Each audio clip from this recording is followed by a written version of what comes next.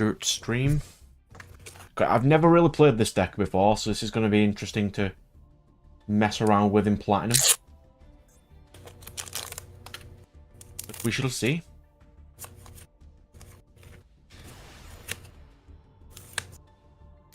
Because I think I'm in next week, but not again until the 4th week, because the 3rd week I would have been in. Sean and Tash are in, so... You taping something up? I'm not. Yeah, someone like taping something up or something. Crunching or whatever it is. I was unthinking one of the cards I got. Just some stuff. That guy immediately passed. He's probably a Tempai player.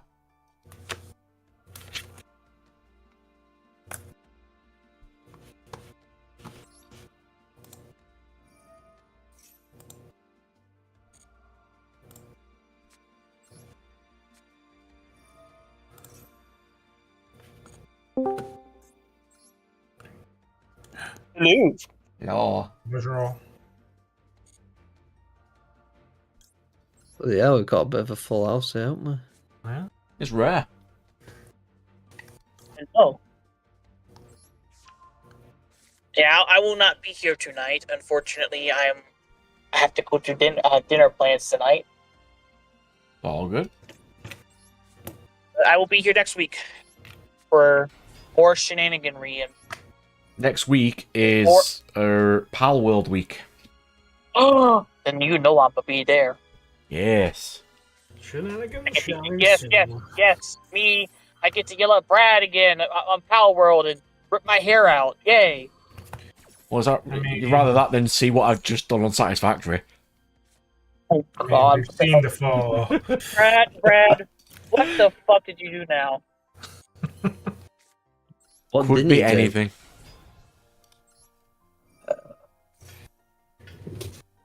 I don't even want to know. I don't want to know. I don't want to know. I don't want to know. I don't want to know.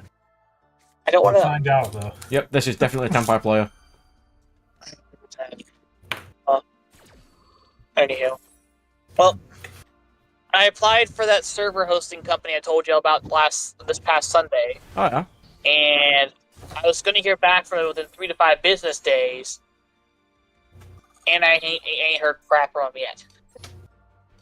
So, yeah, here we are Friday, and I still ain't hear nothing from them, so I'm hoping I'll hear from them either this evening or within the next few days. You know, so. Yeah. It'll be nice.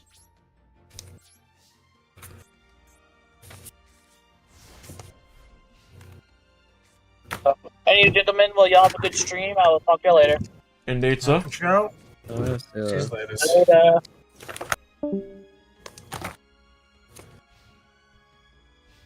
Yeah, it's definitely a Tempai player. He just started with nothing but hand traps. That's about right.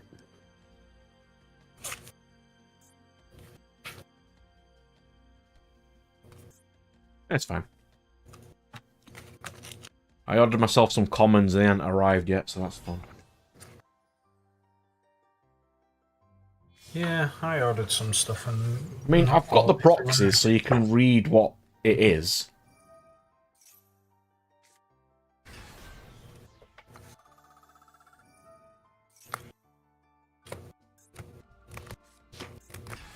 Good. I mean, so that's something.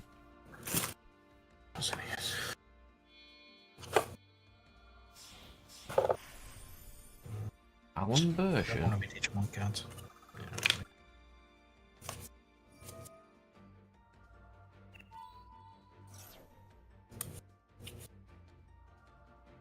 But I've got a couple of fun decks I want to build for next time we're in, but...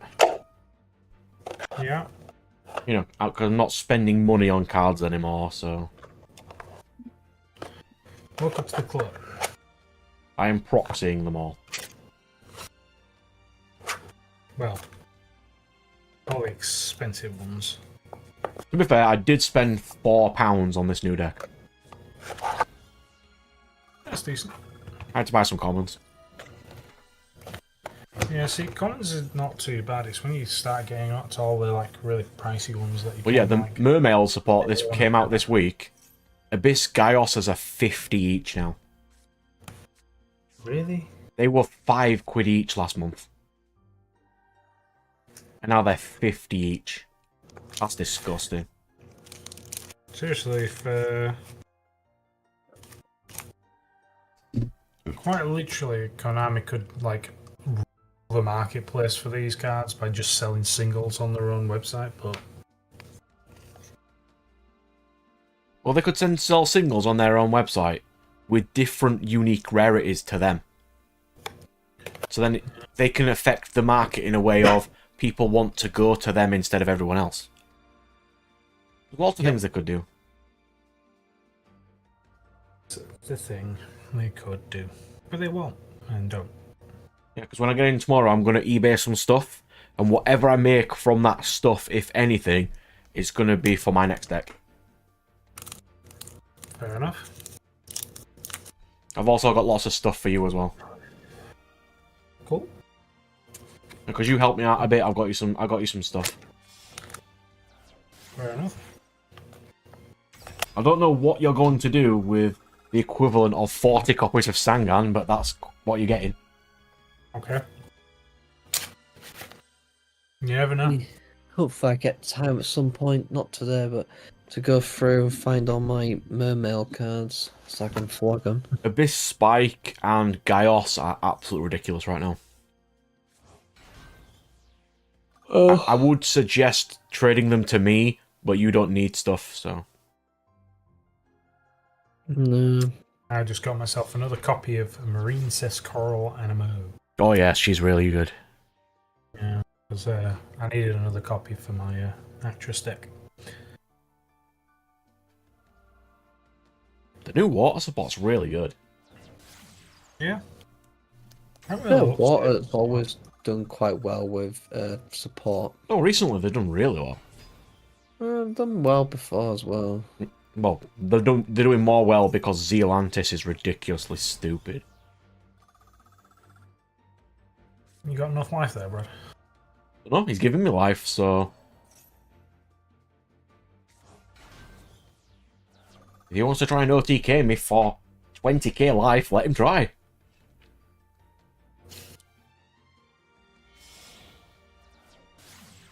But it's like, on the other hand, even on my turn, I won't have enough with my only draw to do anything in this game.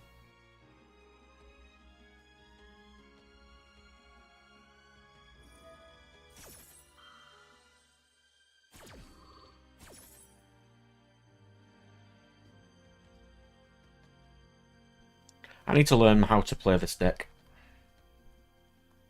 What is it? Because I see you've got Vines and you got Aroma. This is Aroma Riker.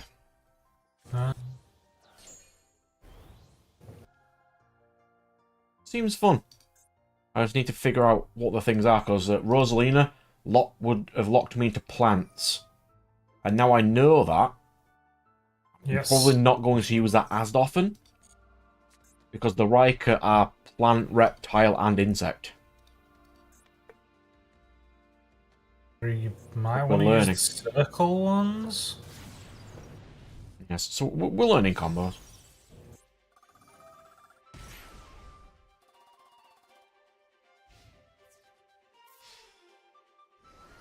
He literally hit me for 10,400 damage and didn't even knock half my life off.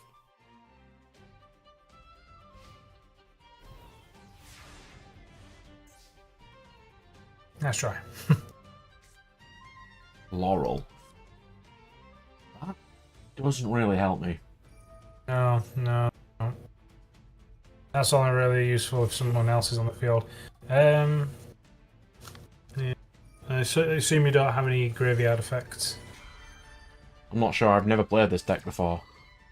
Some of the aromas have graveyard effects, so Let's see.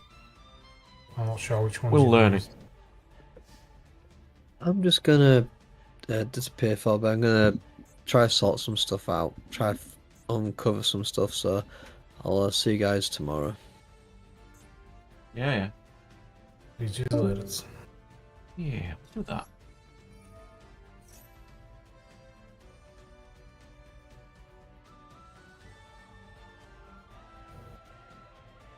This is a deck I do want to play in real life too, so I kind of want to get decent with it. I was trying to build a B-Trooper Riker, because they're all links, but B-Troopers only have 2 main deck monsters. So that's not great. Not really. So I thought Riker might be fine, but there's not that many synchros I'd need to play.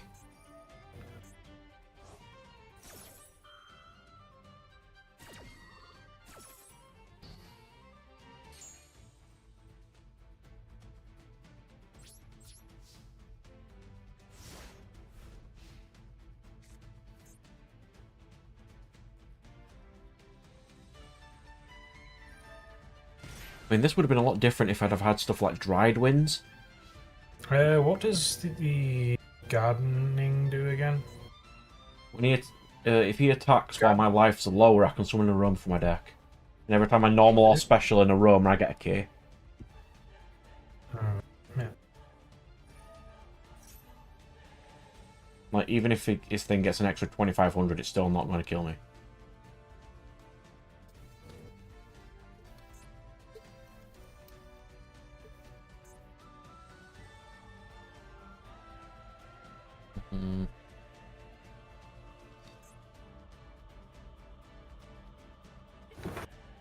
That was not an ideal first turn. He also started with 2 negates. 2 negate. Yeah. Ooh, what is my room?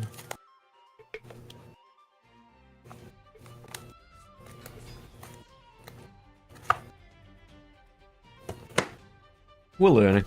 It's fine. But no problem when I'm just learning new stuff. I'm also halfway through printing off Sean's deck as well. Yeah. And Tasha's figure deck out is a- finished. Oh, that's good. It, So you figured out a ratio then for Sean's. yeah, I thought I'm going to tweak a couple of bits that you put. And put some generics in, like Greed and Soul Charge. Yeah, I think every day. Like Serimna has a once per turn effect. So I don't think 4 is necessary.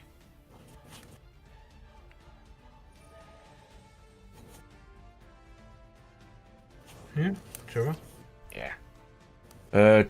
Tasha's horse deck needs maybe 6 assists. And then I can post it for everyone to have a see if it works or not.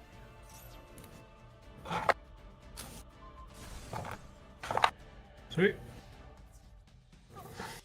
That's not even enough to kill me, by the way.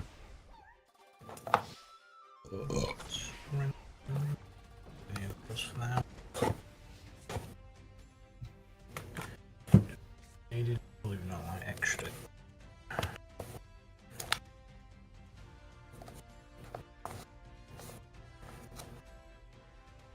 These. Yeah, I ordered my commons for Ghost Trick. Missed 2, so I need to order 2 more.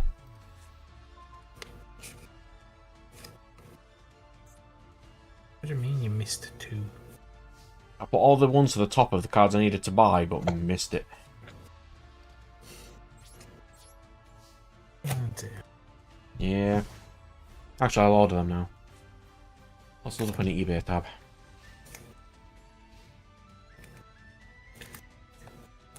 Not on that one, though, because that doesn't auto-sign me in. Gotta be this one. Alright, so we want...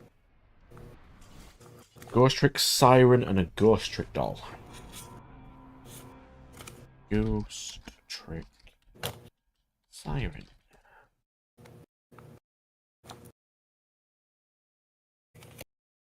God, someone in America's wanting 18 quid for a Ghost Trick Siren.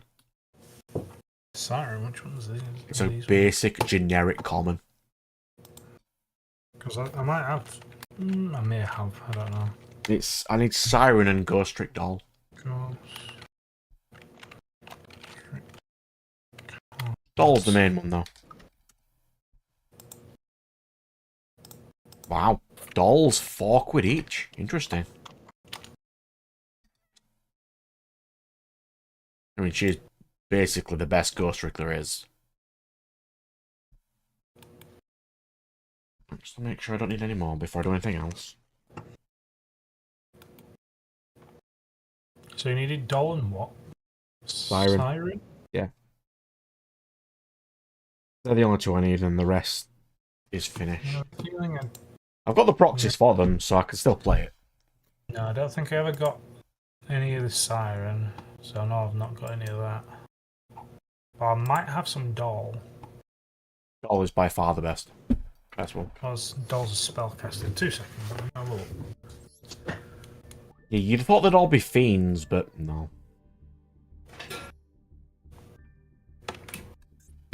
Apparently I'm using the wrong mic. Hello, Firewall, good sir. How be you? I am currently vastly losing. I'm trying out a new deck that will not do well in Tempai format. Oh, he's making me go second. He's not playing Tempai then, so that's something. Not great, but it's something.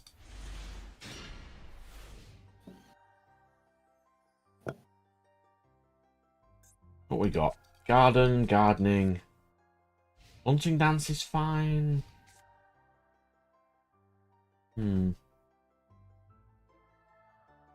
If we do gardening into Kananga. Oh no, we have to start with Jasmine. Does that give me an additional normal summon?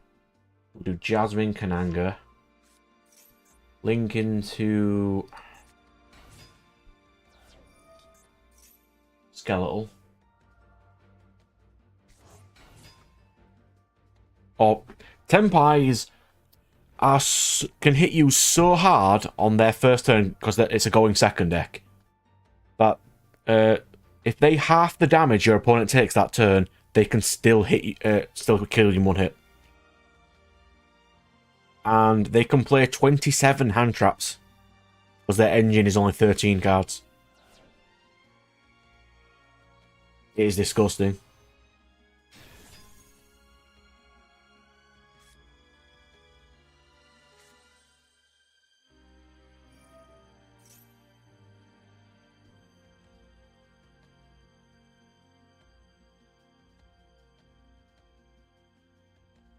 It's the worst designed deck I've ever seen.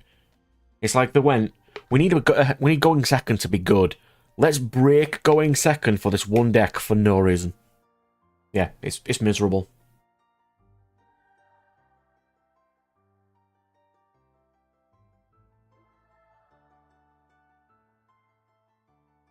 He's been playing against Tempai, he's not doing too well.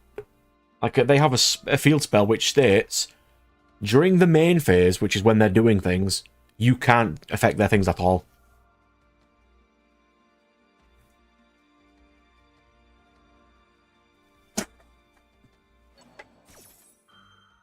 We're getting there, though. We're doing quite well. We're going to do a shorter stream today, since I've got locals and stuff tomorrow, but still got another 3 hours left, so we're alright. Not that short. Against Swan. I don't mind Swan. Swan's pretty good. I do want to build Gimme Ghoul for next week, though. Next time we're in.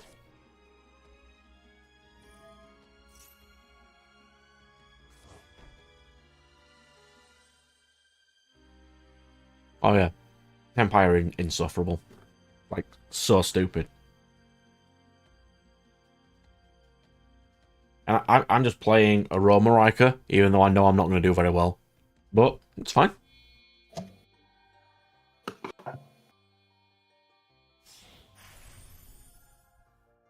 This guy's got some royals. I appreciate that.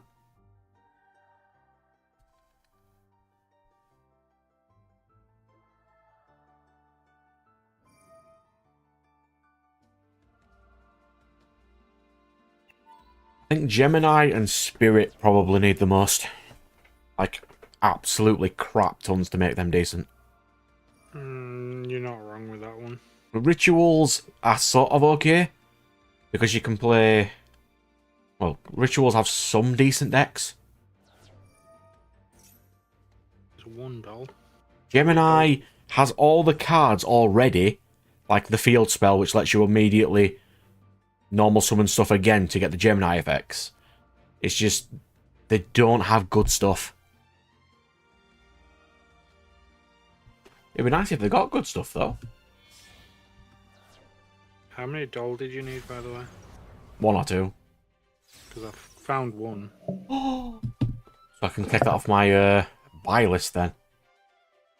I do need another Siren, though. Siren also a spellcaster? Siren No, is a fairy. fairy.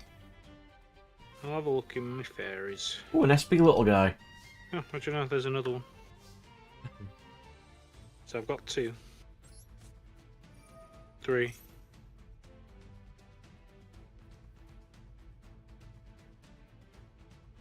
Really need any more. And 3.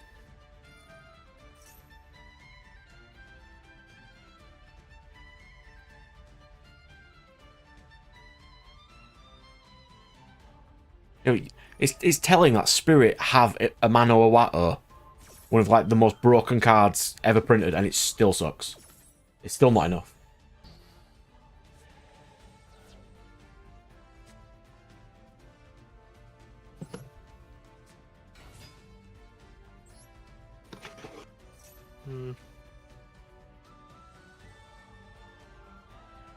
I think the main flaw, obviously, with the fact is the fact that with spirits that they just keep bouncing. It's like you can't really build up anymore with them. You can if you Especially- special them.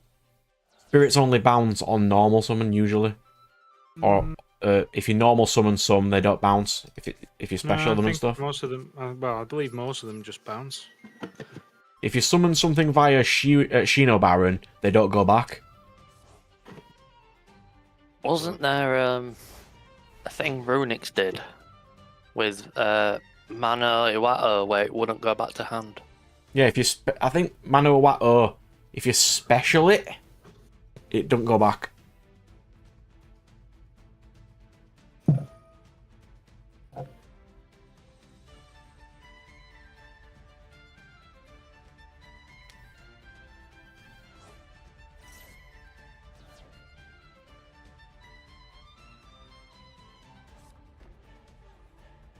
So, Emmanuel Wow cannot be special summoned. Monsters cannot activate their effects except spirit monsters and once per turn during the end phase. If this card was normal or flipped face up, return it to the hand. So Yeah, if you can... normal or flipped face up. Because It cannot be special summoned though, that's his first Shino thing. Baron summons ignoring summoning So conditions. So that is literally the only way to special summon this guy. Ignoring, well, just an ability to ignore the summoning conditions to get them on the field.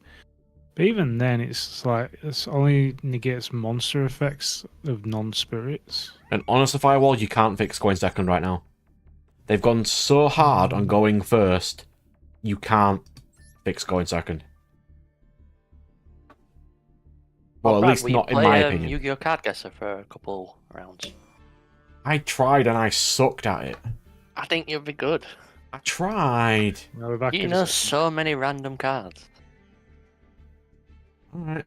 What minute challenge do you want me to do? There's 1 minute. There's no way I'm going to do loads in 1 minute. What is this multiple cards in 1 minute or 1 minute per each card? It's the total duration. Oh, okay, yeah. Do whatever you want.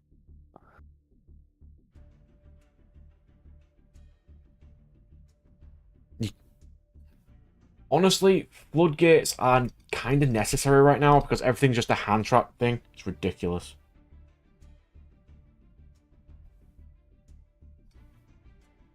I like it when the card doesn't even load. Oh, it You was don't know already... that card. How the hell am I supposed to guess that? How can you not recognise that card? Soul Charge.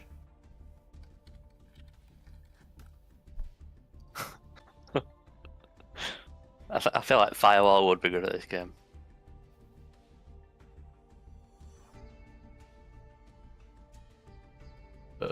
Yeah. Which one? I think it's... Ah. No, it's not. There's one that's somewhere in this. No, it's not. Not a clue what that is. I have no idea. Oh, yeah, it's, Not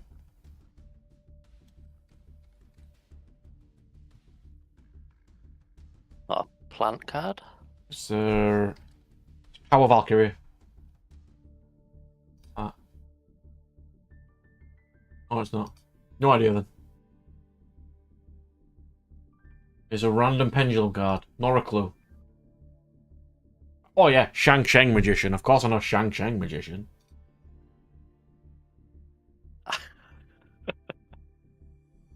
Uh, Is that Arc Rebellion? oh, it's Pluto, isn't it? Oh my god, I was That's wrong. Suppression Pluto.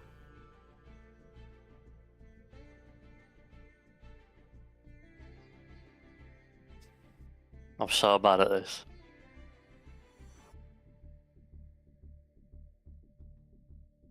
The Glad Beast, I can't remember which one. Oh no, it's not. Which That's is the one Necro with the Gardener. ponytail. Necro Gardener, innit?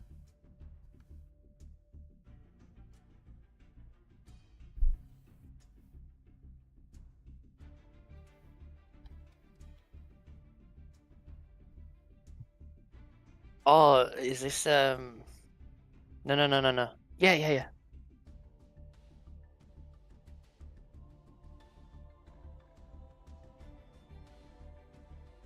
What?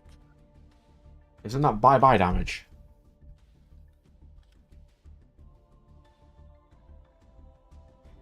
No. That my body as a shield? I think it's Heartfelt Appeal.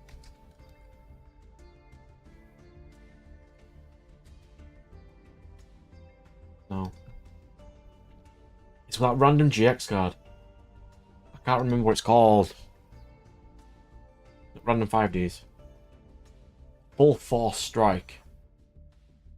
Oh. Is that a not UA, NFA card? Blue Eyes.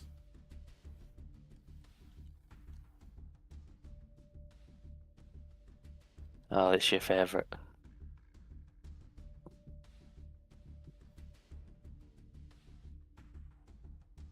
Hate that thing so much. We can have a chat after I've quickly done this about what we can potentially do to fix Going Second. Yeah, I've got some thoughts on that. Oh, what's he called? Alt. Armrex, yeah.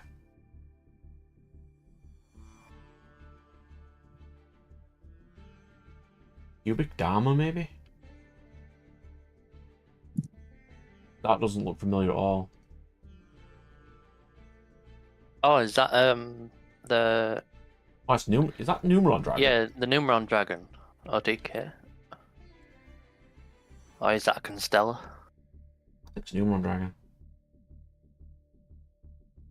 Apparently it's not Numeron Dragon.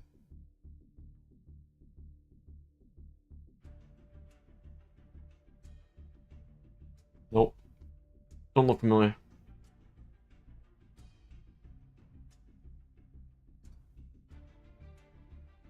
Numeron Creation.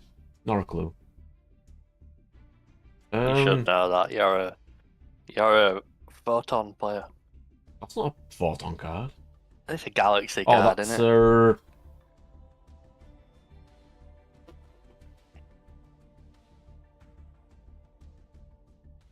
I remember. Nat players. I mean, this is insane. If you get this, it's literally someone's fucking kneecap. No, that's what's it called? Yeah, it's Lunar Light Bunny.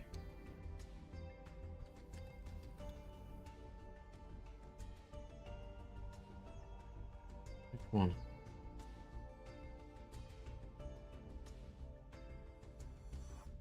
Yeah, looking like White Rabbit. You mean you didn't know that was looking like White Rabbit? Dude, it's someone's kneecap. Oh, Kali Is that- Yuga. Oh yeah, dude. I play Kaliyuka, and I didn't know that. I thought it was like a goblin attack card. I do know some random jank. What is this? Come on. It's a solemn. Oh, is that Toll? No, not Toll. What's it called? That's the Imperial Order. Yeah.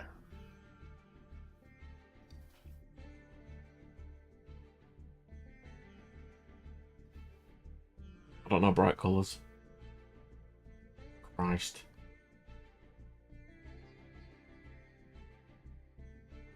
Oh yeah, it's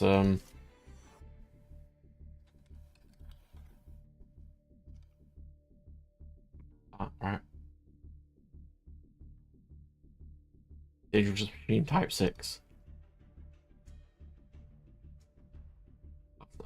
That's Red Lotus.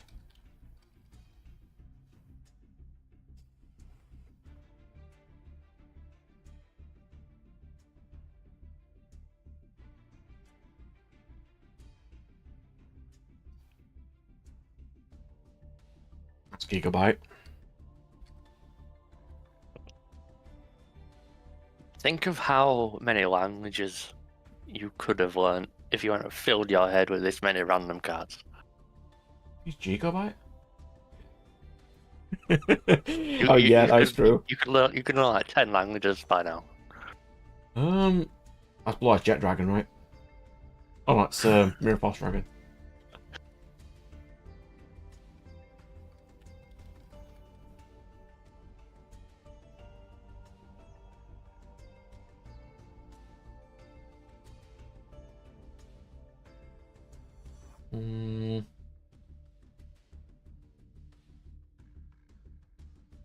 I do know it, but I can't remember its name. Is it a Blackwing? No, it's the Assault Mode Angel, right? I don't know. I can't remember its name. Is it not a fallen angel? Like the what are they called?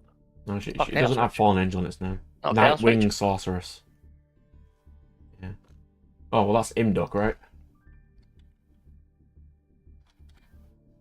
Yeah, but which version of him? There's about 5.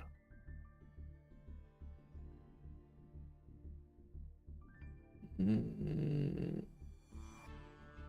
Is it a Marduk? It's a World Legacy. no, Imduk. that's the Crusader armor. Is it Guard Dragon? Guard Dragon Imduk?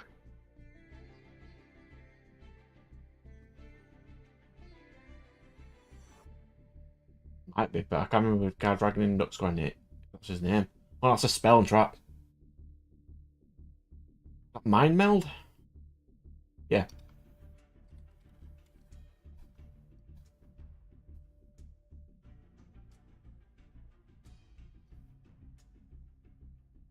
Ain't no way you guessed that. What? You That's the Googled corner that. of the corner. You fucking Googled that.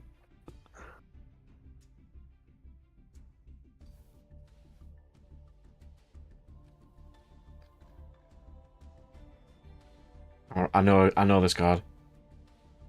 A drum set. Yep.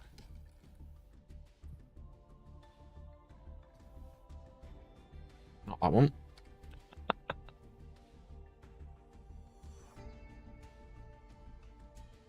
Well, just so happen you're the only Symphonic Warrior player. It is definitely a Symphonic Warrior. Oh, I ran out of time. See, 247 points.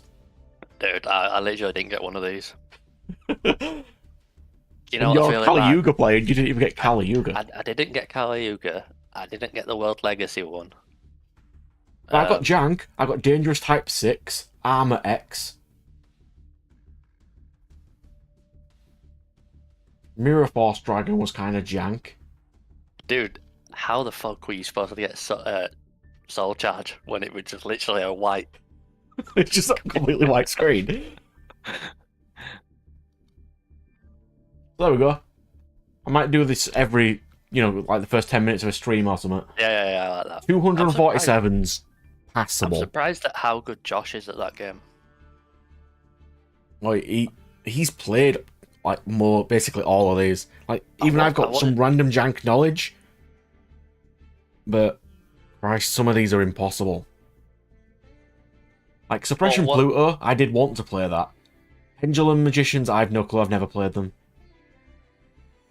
I mean, you start out with a Zhang in your name and have no chance. Like Lunar Light White Rabbit, Nat plays Lunar Light. Completely you see acceptable. I knew someone's that. kneecap, and you're like, oh, this kneecap. Well, I got it right though. A pointer's kind of easy. Yeah, Pointer's fine. That is Numeron Dragon, but there's enough Numeron spells and traps that I wouldn't call that. Yeah, there's literally about 20 Numeron cards with that monster on it. Like Nightwing Sorceress. Let me make sure it is. I thought that was Chaos Witch.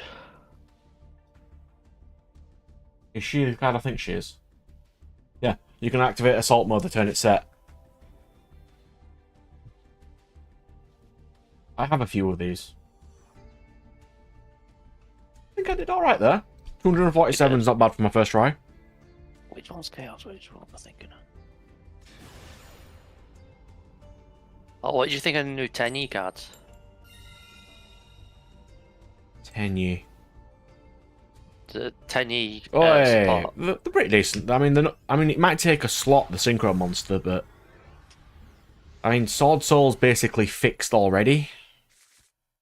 What do you you mean might see some fixed? play. What do you mean fixed? You know what I mean? It's like solved. Yeah, but they got Baron deleted, didn't they? Like Sword Soul's not even tiered. Like it's not even tiered, is it?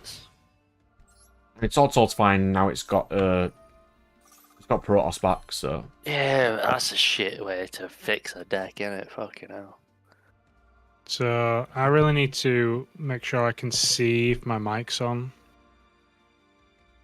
Because for the last 10 minutes or so, I've been saying things. Oh, To I haven't muted heard a mic. single thing you've said. Yeah. but in fact, these rude motherfuckers keep interrupting me. No, I just no. No. Oh. Like mid sentence, they just. I just talking keep. over I me. just kept saying it's like, oh, that last card's a spell. He did It's this like- last week when we were playing Satisfactory for an hour. and I just casually said, oh, by the way, your mic's not on. And immediately, the No. second I said it, his mic was on again. Is your mic on? It's like, no. Because I've got a red light, a button I can press on it, and I'll turn it off. So, yeah.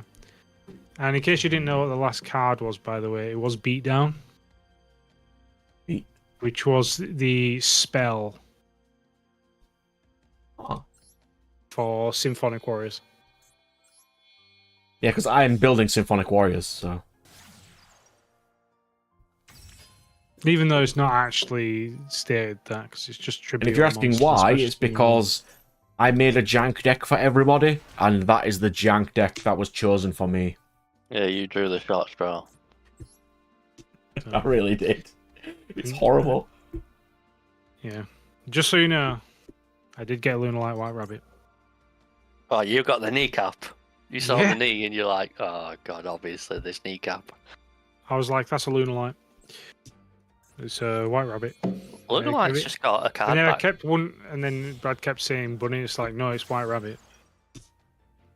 And obviously my mic was muted, so it didn't hear me. Yeah, Lunar Light's just got a card off the ban list in there recently. They got Blue Cat back. So, no, Blue Cat wasn't banned. They got Tiger That was a became Tiger. semi-limited again because it was limited, and they turned it semi-limited, so I can use two. I I can never use two now. played when that card was, or when Lunar Lights were a thing. How good were it? The fact that Not very. It didn't wasn't used in Lunar Lights. It was used in Yeah. Dark Warrior Turbo. Yeah, it was Goki basically got it banned.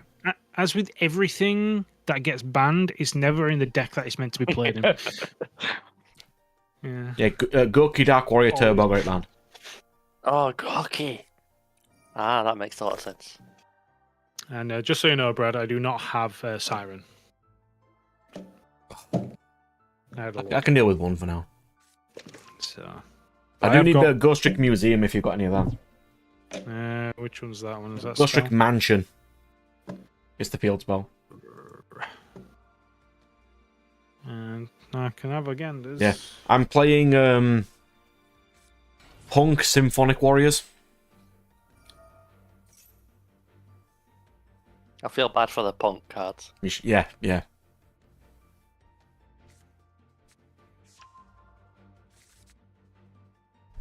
Imagine being a punk card walking across from you, and you just see Symphonic Warriors. You're like, why are we together?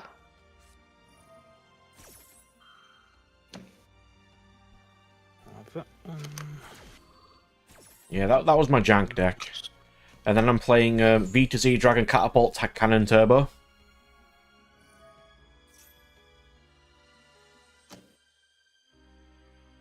As if you didn't know, if you use Therion Regulus and equip it with VW Dragon Catapult from from your grave, and summon XYZ Dragon Cannon, you can fuse both of them, even if it's in the spell and trap card zone.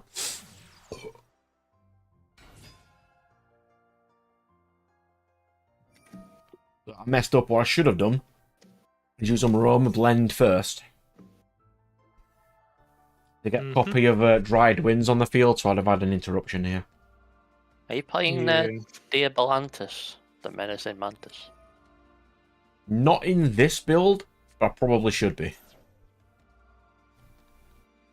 Because I'm still tweaking it.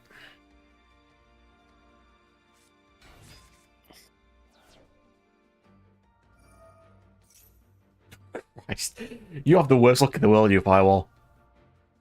But Yeah, also you need a- that also you need a depends on VPN. which season of Doctor Who you're watching. Because if it was the latest season, you don't need to watch it. It was garbage. You don't need to watch that. It was pointless. Snake Eye Infernoid I'm playing against, by the way. Yeah.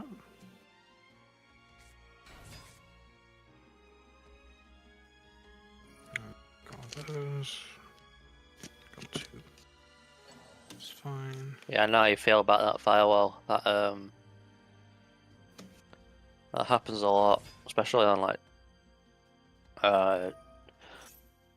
streaming platforms. Well, I got Amazon Prime, just in general. And I was getting Yeah. really into a show. It has 9 seasons. And I got to season 4 and it went, you have to pay extra for seasons 5 to 9. I'm like, I don't think I am. Dude, don't get me started on Amazon Prime doing that. It's disgusting. Bloody started watching a movie yesterday on Amazon, and it's just like bloody adverts started up. It's just like, what's going on here? Yep. Unless you go to the higher tier, everything has adverts. Well, newer things have adverts. If it's a really old show, they don't bother putting adverts on them. Yeah, oh dude, I'm that's bloody so watching egregious. Transformers. Watching a movie. Oh, I love that movie. Transformers 1 is a great movie. I don't care what Well, anyone you know, says. like adverts in the Middle East cinema. What? Ironically, no, that's why I pay for a streaming service, so I don't get it. Might as well just Well, have that's someone what I- talking. That's what I thought I was. Yeah. This is why I buy physical media. So I don't have to wait and watch adverts. I or try pay to. someone else. What series were you watching, Brad? With 9 seasons? The Blacklist. Oh, dude. Dude. It's great. Dude, I've watched that entire show twice. Well, I can't, because I can only get to season 4. Dude, it's so fucking good. I love that show. Dude, during COVID, I nerded that show so hard. If I can get it on DVD, I'll get it, because it's really good.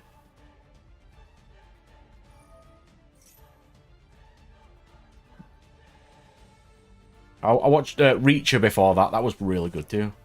Reacher. Yeah. Reacher's great. The movies with the Tom Cruise? No, it's No. it's a series. Yeah, they made a TV series. Like as they well. made it last year. Season 2 came out this year. It's really good. I would highly recommend it. I heard good things.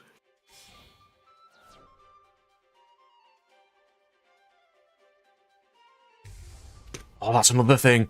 When Netflix has season 1, Hulu has season 2. Dude. And then Amazon Prime has season 3, but you've got to pay. But then no one has season 3, but someone else has season 4. Yeah. Honestly, Oh, Firewall dude. is the most annoying thing in the world, bro. It's It so really fucking is. unbearable. I cancelled Netflix because of this exact thing. It's like, I can't pay for 5 different streaming services, and somehow I still don't have the ability to watch a full season. Well, when full Funimation series. shut down and Crunchyroll basically bought them, they let loads of their licenses lapse. So most of the shows that were on Funimation that I could have watched are now in limbo. Didn't Netflix have like a massive anime leak issue? Yes, but they also bought a lot of the Crunchyroll licenses, but not enough because loads of them you just can't even watch. It's really annoying. I'm sure these were recently Netflix. What show did I want to watch? Let me load up a tab. Yeah, the Netflix leak incident. August 6th. A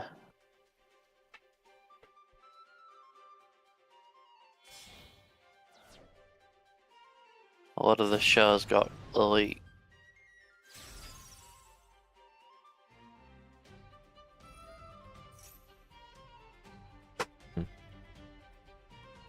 Oh, I'll think of something. It's fine. Oh god, this guy's still going. He's playing Riker too. He's playing Infernoid Pile. I'll let him go, it's fine. We've got time, we've got stuff to chat about.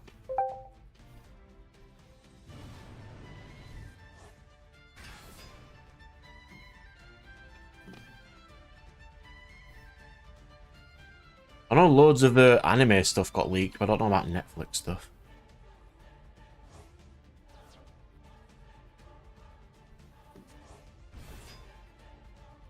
I think it was leaked from Netflix. Won't surprise me. Is that enough? 97, that is enough. Stop flexing, just win. It's not full combo, Brad. It's never enough. And he's got Flood. If your opponent would special summon tribute to negate that summon, so I can't even do anything anyway.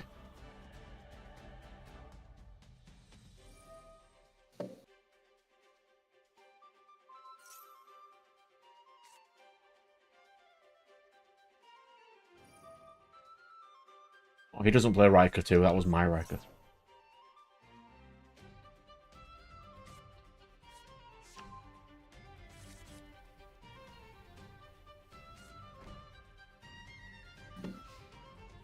I mean, I'll give him something for creativity, but he could have easily won then. I have not heard that there's a live-action Voltron. I am pretty annoyed that you've just reminded me of how Voltron finished. Because that ending was terrible. It was not the greatest of endings. You remember when the probably was like 4 or 5 years ago at this point, when it was announced that your favorite series was getting like a super expensive television Which one? I've got tons of favourite series. Adaptation. It was like the best news you could hope for. You're like, oh my god, we're gonna have like a Game of Thrones show that's gonna be so good and so well made. Now it's like, holy hell, please leave my series alone. Don't ruin it. Like, after what they've I'm done, like that with loads of series. It's just completely flipped now. I know one of my favourite authors has said a few times that he's gotten a lot of offers for like people wanting to like adapt his series, but he's turned them down every time because it's like quite clearly a cash grab. for them. This was brought up in one of the series I've been watching, which is quite nice. But they really shouldn't mess around with this sort of stuff. It's really annoying.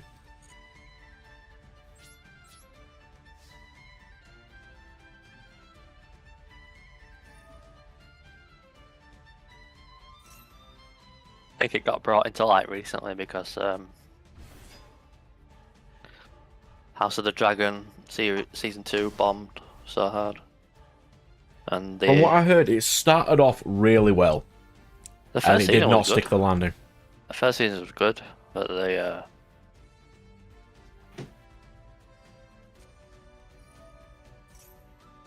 God. It depends what kind of bit of the Voltron are they going to do. Are they going to basically make the pandering part of the DreamWorks one? Or are we going for actual based on Japanese Voltron?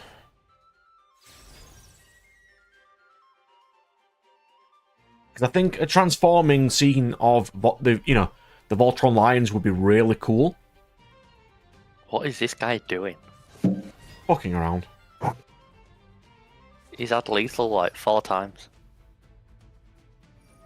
He has 31 cards engraved, by the way.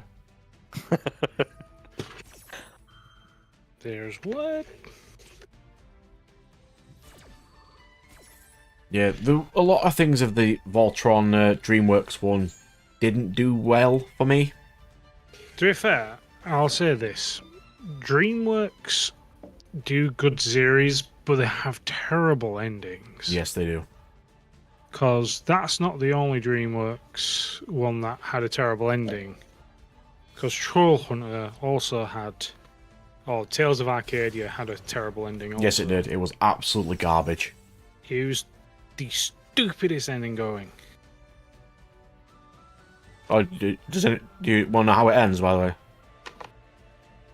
Everything that had happened in that entire show, for 4 seasons and a movie, 2 crossover parts, he altered time, and he went back to the beginning, and nothing of it actually happened.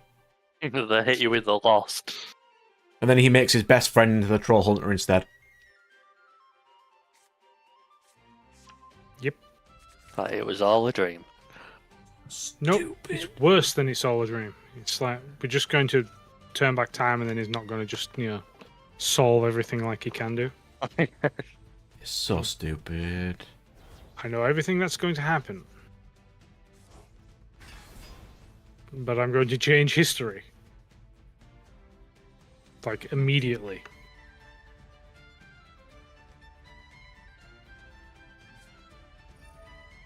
Those galaxy sleeves are nice. Aren't they? I mean, I've got to look at something cool while he's doing his combo. That deck has like disproportionately good artwork for how Galaxy artwork is so for cool. how not good its cards are. Out of curiosity, Brad, Hmm? this Ghost Trick field card, is it a common? Yes. Okay. They have 3 field spells, and they're all common. What? Why do they have 3 field spells? 'Cause why not? 1, when you declare a direct attack, it flips your face down, and you can only direct attack. 1 lets you attack directly, and 1 does other random jank. Yeah, but aren't you like bricking yourself because you want to play? I assume you play the ones for the different play styles. Yeah, I'm only playing 2 Museum, and I think it's 1 Parade. I mean, I'll give them the benefit of the doubt. I'll watch the Voltron show. However, they're also, I think this year, doing a Gundam show, Oh, and I don't know how I feel about that. So how many of what did you want? Ghost Trick Museum. So I've got 1. No, Ghost Trick Mansion. So I've got 1 museum so far. Yeah, I need Mansion mainly. how many cards has he got in his extra deck? 10. All the cards. What kind of Gundam is it? Is it live action or? Live action of original OG Gundam. See, I always worry about that because if it's live action, you'd think it would be very expensive to create. Not really, because Gundam doesn't have much Gundam fighting in it. It's just politics. Oh, okay. It has more talking than actual Gundam battles. I think it's based on OG Gundam because it has... I don't know what the code for OG Gundam is, but it's that Gundam. The one that Amaro uses. Is that his name? I'm not sure. One show from the 90s that is like super popular and held in high regard that I've never been able to get into is Evangelion. I've never gone into it either. I've tried. I don't know. Mansion? Gundam, the live action movie. On Netflix. So how many did you say you needed a mansion? 2. Actually, I'm going to watch that teaser trailer straight after this game. Yeah, the RX-8 72, 78. I'll watch the trailer. I mean, I don't care about getting demonetized. I'll watch it regardless. Oh, you're gonna lose a lot of money. Yeah, my nothing. That's where I'll lose.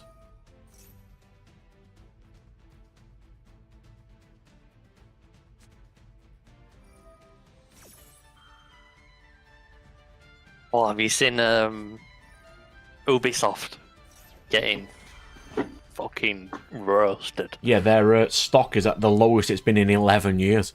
I'm so happy, Brad. The only thing that could be better than this. Happy yet. The only thing that could be better than this is EA bombing. EA God, that would be ain't so gonna bomb. fun. Yeah, I know, but that's the only thing that could. It would be a dream, but unfortunately, their cash cow of your FIFA is, well, Yeah, FC 20, whatever they call it now, is My only hope running for that. swimmingly.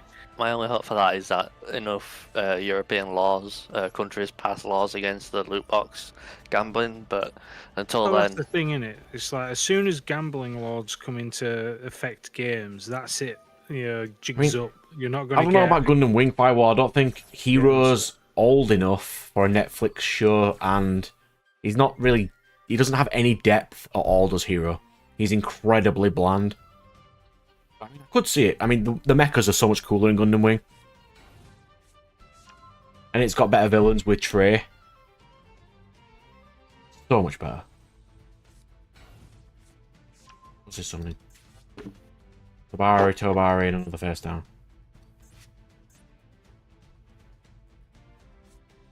So, like, what was the other thing that I heard? It's like, apparently they're still doing updates for Concord, by the way. Why? No one's playing it, but they're still doing the updates. So people are assuming they're going to bring it back as a free-to-play.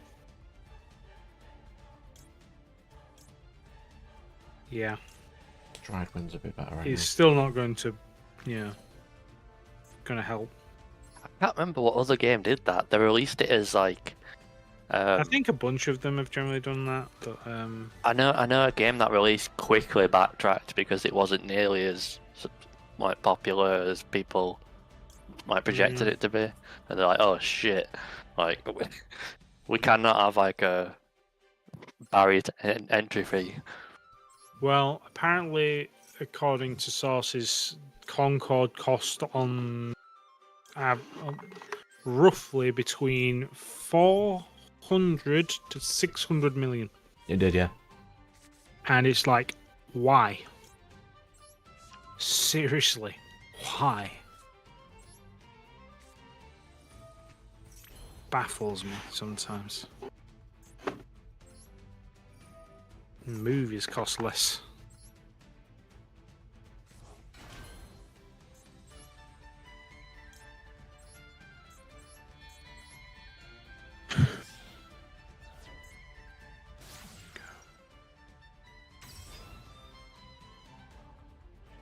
Oh, don't get me started on how shit Demon Slayer is.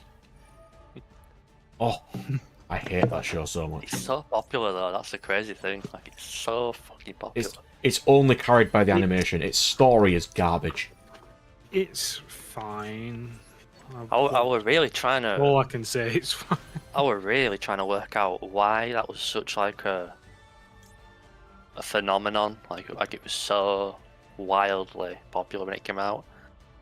I think I know it it. is just due to the fact that it's just like it was very high action. People liked that, and it was like I was wondering if COVID had helped to do it, like the No. timing of it. potentially designs. The designs were actually pretty decent It's for it. generic as well. enough, and it's based on, you know, the fan base it's based on really enjoys it. So, yeah, I think it was just one of those. It's like it had the right people watch it, and wasn't overly long. I think sometimes when you get like really long series, that's when you kind of get people to thingy. But this goes pretty swiftly. Like it burns hot. It's and short. also, you can turn your brain off when Mm. watching it. I mean, there's not a lot of like just random arcs in it as well. It's quite straight to the point of what's happening. Yeah, it got the non-anime fans into it as well. You're right, Firewall, yeah. I totally agree. Totally. Totally agree. Alright, so I've got four museum, 2 mansion, and 2 parade. Good. I only really need, I want to get my pile. I need 2 mansion. 2 mansion, 1 doll, and a siren. And annoyingly, I bought 2 mansion on eBay and they haven't arrived yet. I feel I just asked you first. It would have been fine. Yeah, probably. So, we've bashed a little bit on Demon Slayer. What did people hate about it? I didn't actually hated that hate it anything about shafted it, my but- lightning boy. Because lightning Well- is the coolest ability, and they shafted it. Yeah, they probably did do a bit. But I think that's same with any kind of series. It's basically one of those where it's like, even though you can imagine that ability or that power being like really powerful, it's like the creator themselves just goes, right, that isn't actually as powerful as you He think it is. slashed so- Daki's neck at the speed of sound and did no damage. Because reasons. You know something else that I was... Okay, I appreciate a Demon Slayer to the extent of the main character didn't have fire powers. And then they gave him fire powers. I think that's your main thing of why you don't No, but like how it. rare is it for cool water powers? True. And then he spends the entire time trying to get a cure for his sister, who doesn't need a cure because reasons. And then when it gets to the point of... like when the final battles, it just says, oh, by the way, for the last last 60 chapters, we've had the cure the entire time, and we just haven't told you and we didn't need to use it. Is super retarded. And yes, Pacific Rim was so cool. Its plot was great. Well, it wasn't. The concept was cool. I was on a kaiju kick when I found the movie, and I was like, oh, this was not it. No, it was not. I watched what was the other one? The King Kong one as well at the same time. I can't remember. I think it was called Kong. Remember? I think so. Yeah.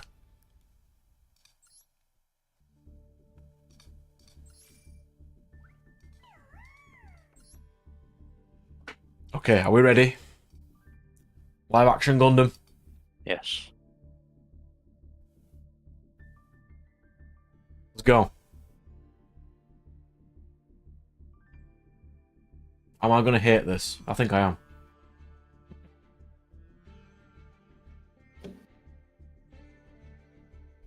If I pause it every now and again, I don't get any issues because it's more transformative.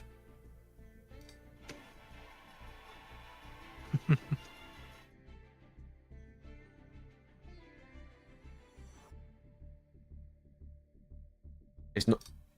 They just called the Gundam a robot suit. Always a good sign. It's not a robot suit. Yeah, you can't really call it a suit when it's bigger than yourself. No, because it's not piloted the same way a suit is. You're sat Yeah. in a chair operating this thing. You know, that reminds me. It's like if they did a Bleach adaptation, and instead of saying Zanpakuto, they said Ninja Sword. God, don't get me started on that. It's like quite literally, I've been hearing that and reading that at work. It's It just like says live Ninja action Sword, teaser trailer, Firewall. Sword. It's a Okay. katana. That looks alright.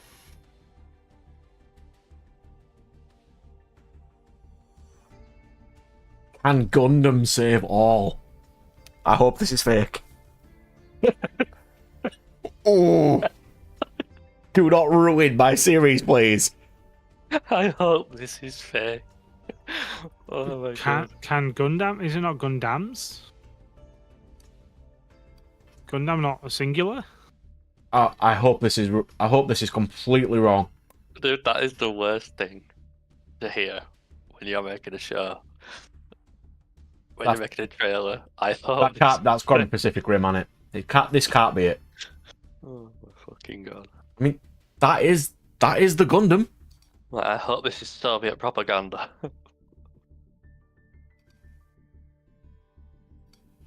God, I hope it is fake.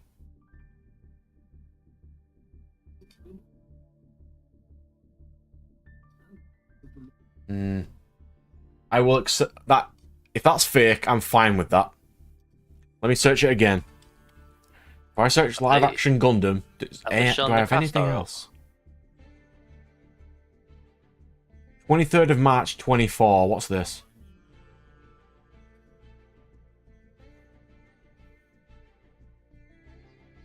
There is a Netflix CG one.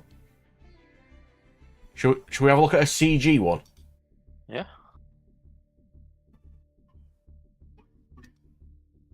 This one looks alright.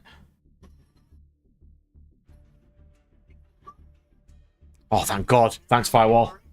I appreciate that. Now I know it's fake, I'm happy.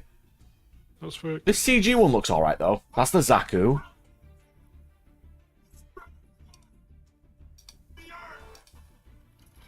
There's the original Gundam. That's a cool scene. I'm fine with that. That's cool.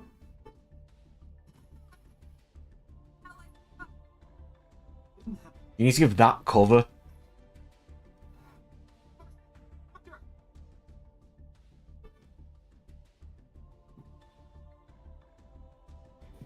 Sure, I'll give that one a watch. Now that I know that live action is probably fake, I'm happy. That was disgusting to watch. Firewall, have you seen the new Penguin series I've heard it is amazing. in the Gotham universe? You're into DC, aren't you? I've heard that the Penguin is really good. It has character development, like not like a lot of shows.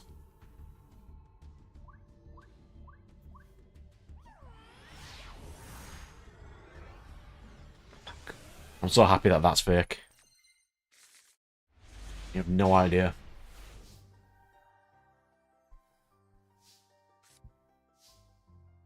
So if we start off with blend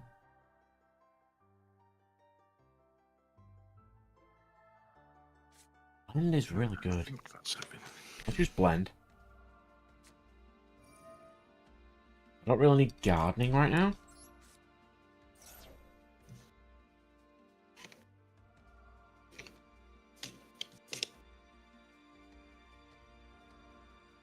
Yeah, what Pacific Rim movie did we not like? Firewall, you can't ask me a question when I just asked you a question. Come on, bro. You answer that question first. Just answer it. I asked it first. What the fuck are you talking about? It's just type that. I asked him about Penguin like 2 minutes ago.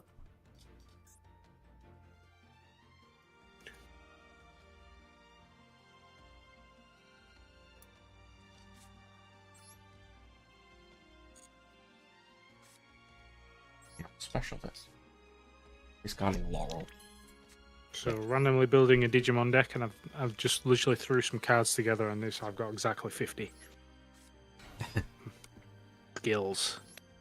Oh yeah, so if you didn't know, last week, by the way, Nat, I needed to get some cards off Dave because he got the cards I wanted. And he says, "Oh, I'll let you owe me for them." I'm like, "No, find something of my stuff. He doesn't need anything." He has to trade mats off me. There's that little I have that he needs. I'm like, just find a pet deck and build that. Yeah.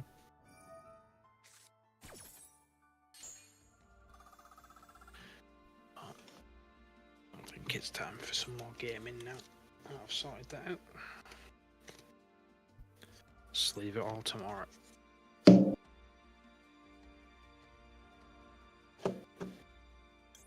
I still have PTSD from sleeving cards. Why? Why ever for? I had to sleeve cards with Brad. And It was sucks. just like, Sleeving is miserable. I think it took me about half an hour. Got some really nice sleeves actually. 1 second.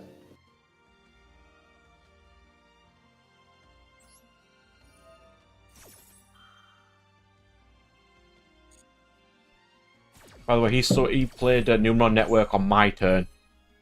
The first turn. So I finally got my delivery from Mana Moon. Oh yeah. So I finally got my Lilithmon deck box. It's a really pretty my- deck box, by the way. It is. I'll take a picture and put it on the thingy. And I've got a pack of sleeves extra because it took so long. They just like have these sleeves. So ironically, from what we were discussing before, I now have a pack of Demon Slayer sleeves.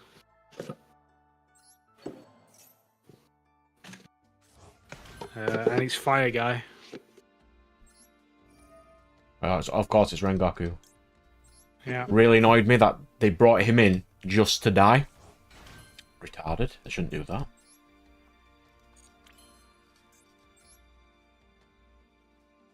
See, I've got some nice, pretty sleeves. And a cool deck box.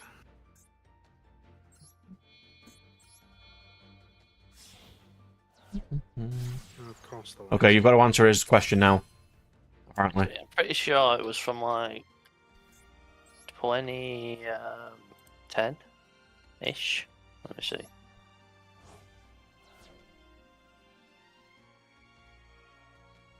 It is more than a Mafia show with DC characters. It is really good. I think it was a 2013 one.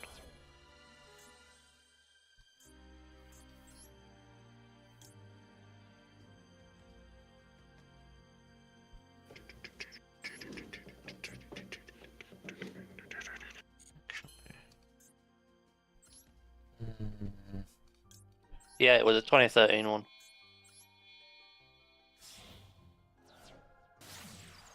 Yeah, it was, I enjoyed the first one. It wasn't what I expected. I don't know, it was kind of cringy. I don't know. I just did not like it. I did not like it at all.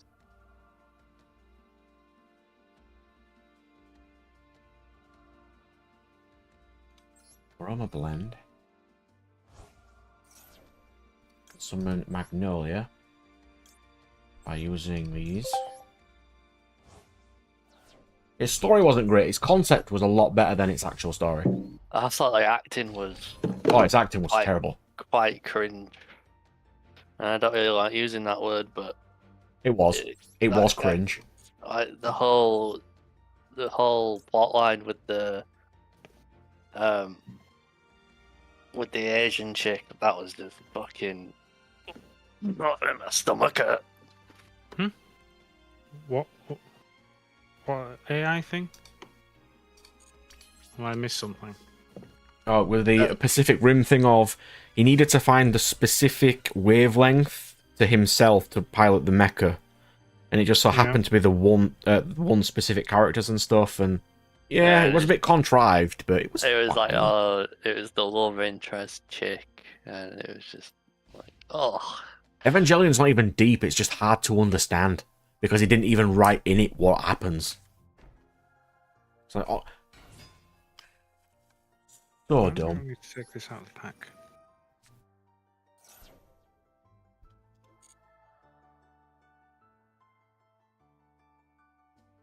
As well. I mean, I might eventually watch Evangelion, but I know I'm not going to like it. I've tried twice. It's not even that it's old and the animation is, obviously from the 90s, but... I did watch the new movies they did, those 4, 5 movies. I haven't watched the last 2, but they were fine. I don't have a problem with the quality being 90s. That's not a problem for me. It was just hard to get into. I can understand that. But I kept trying because it is so well regarded and talked about. Yeah, but is it a thing of just because it was of the time it's in? Like a lot of old shows I can't watch now because they just feel dated. I don't think I'd enjoy Evangelion. Flame of Wrecker? I I did thought start that at some point. I haven't finished it yet though. I thought you'd enjoy it because it is, you do like mechs. Yeah, but the context of his own mecha, and it's really creepy. I mean, you know the concept of his mecha, right? Me, I don't know much about it. Right, so Shinji's mecha, Eva Unit, I think it's 1, the purple one, is basically made of his mother, and it has lots of him being inside his mother context. It's really weird, and I really don't appreciate it. What, like, is this some Freud shit? Yeah. Wait, what? Why are you hitting me with that in anime, bro? No, that's just what Evangelion is. Like, I'm trying to chill out some anime. You're hitting me with, like, the Freud angle. It's like, come on, bro. Who the fuck wants to hear that? It's fine, Dave's not here to start getting it weird. What does that mean? That will know exactly what I mean.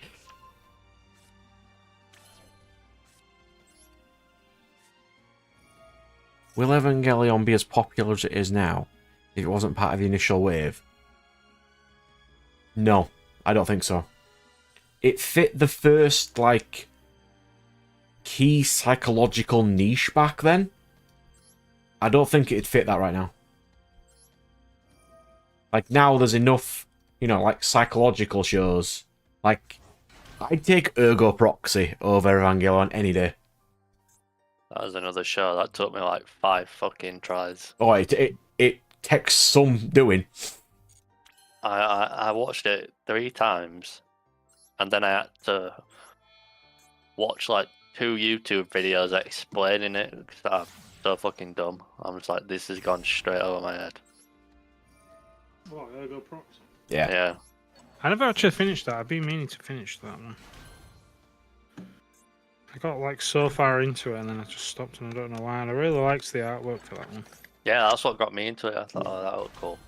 Like, kind of gritty.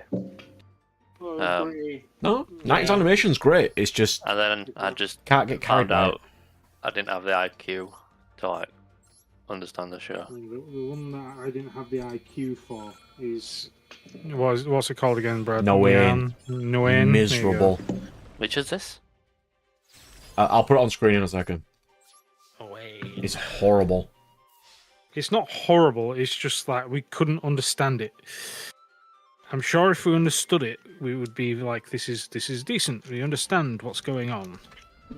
You know, that raises an interesting point. There's been a few books I've read recently where people's problems with them are that the main character is very unlikable. And the counter argument to this is that the character is deliberately written to be unlikable, therefore it is well written and good.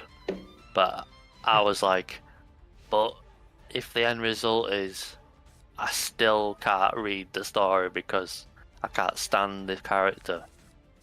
Is that a good thing, even though you've done a good job of making me not like your character? I don't know. It's like, yeah, I guess you've pulled Yeah, but there's off also a a good difference between trick. them being hateable for, you know, like, legit reasons. The main character shouldn't generally be hateable to me.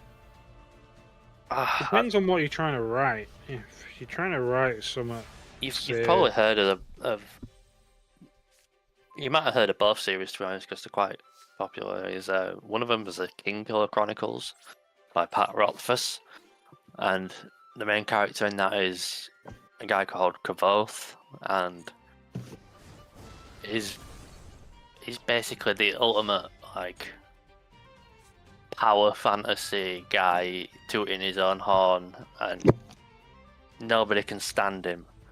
But then all the fans come out and say, "Yeah, that's the idea. He's an unreliable narrator. He's bigging himself up. You don't get it." It's like, well, I mean, okay, so maybe we're intentional, but I still can't fucking turn the page. I don't know. It's like, well done. You made me not want to read. yeah. I mean, I as long always as the find character's that interesting, it's fine. Like, hateable characters are really well-written characters. There's a difference, though. There's a difference, massive though. difference. So Firewall Yeah. writ there, if you haven't read it as well. A trope that annoys is a writer purposely not ending the story because what the writer can envision is better than what the writer can write. What's this? What am I reading? Just in general. A lot of No. series don't end. Or it ends on a cliffhanger of... its ending is whatever you believe it to be. Oh, yeah. I Oh, know that what is you so mean. stupid. No, I always find things more enjoyable when there is a really good, where the characters are written just really, really well, and not even to a point of where it's like relatable. It's just like they just feel like people more than anything.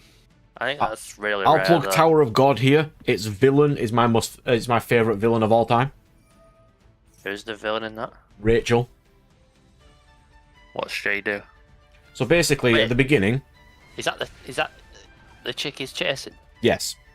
She's the villain. That's Yes, she funny. is. I thought she was like the hero. No. He's the hero. So she finds him outside the tower, raises him to be like a decent human being. But that's part of her plan. And then she goes into the tower, and he follows her there, but she didn't want him to. And then he basically stalks her the entire time, not realizing that she's been using him. And yeah, she is the final villain. She knows the context as to why he's been banished from and all that stuff, but it's real. She's a great character. What's Nat doing? I'm going to Satisfactory. Ah, cool. Stuff to continue building.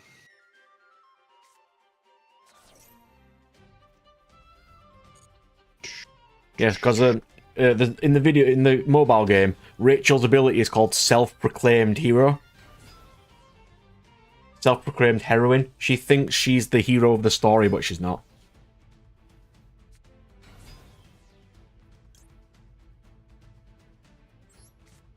Yeah, use that anyway. I should have used that before to trigger dry winds. I was dumb. Why did I do that? I don't want that to go up any further. It's lowering.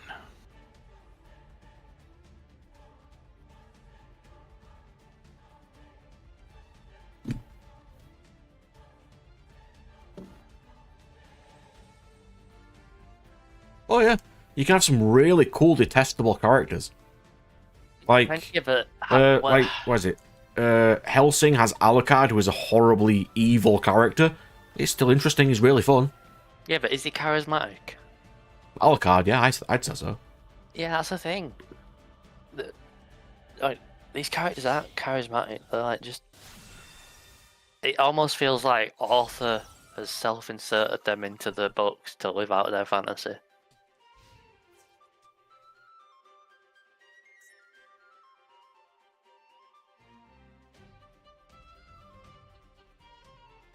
Yeah, a lot of Isekai trash is that, basically. How do I out Mech Knight Crusadia Avramax?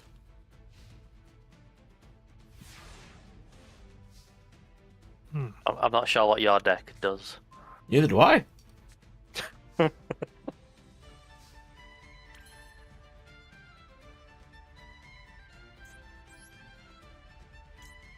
Wait, can't you tribute stuff in that deck? No, it's all link based. No, I mean, I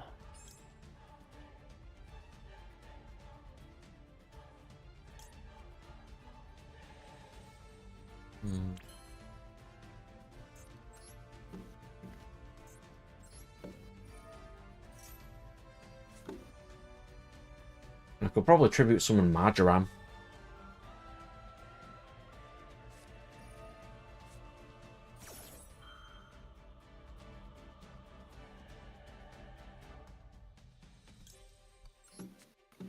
you have Goddess. I can tribute Marjoram and swing over it. That should be enough. I think.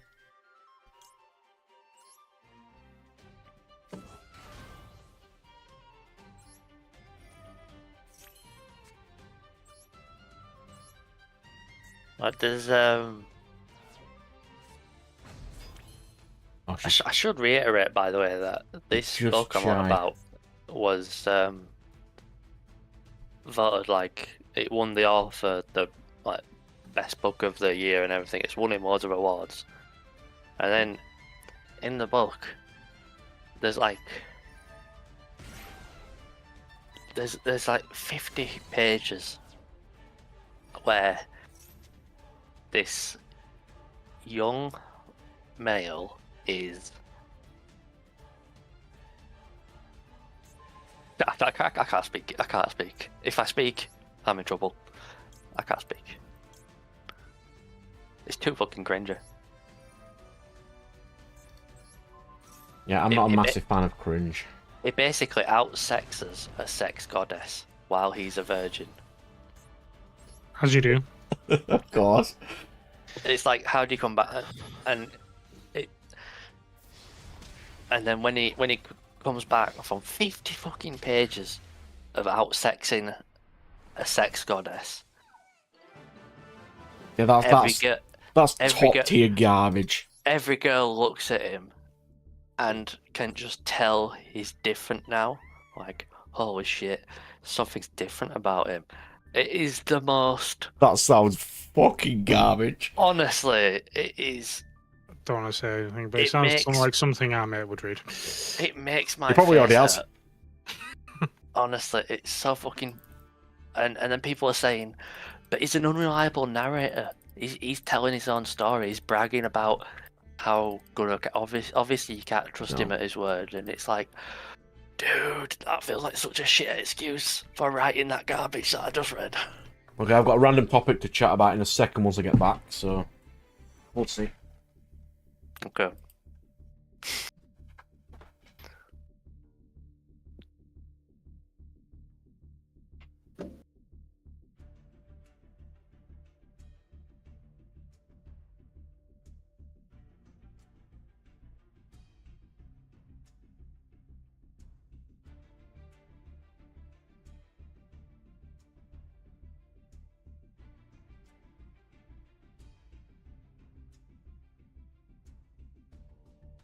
Right, about right here.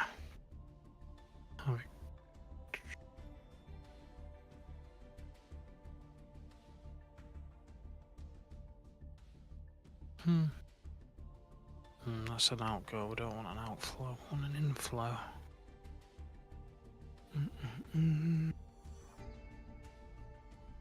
What to do? What to do?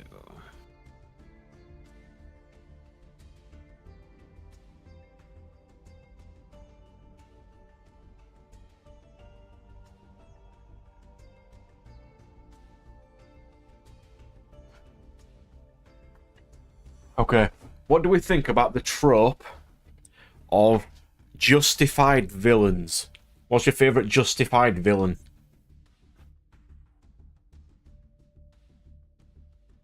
Can you give an example? Like a villain who is justified to do what he does for the story or has to do so. So there's a character, I mean, it's a massive spoiler, but it's fairly interesting. For The Hero Has Returned,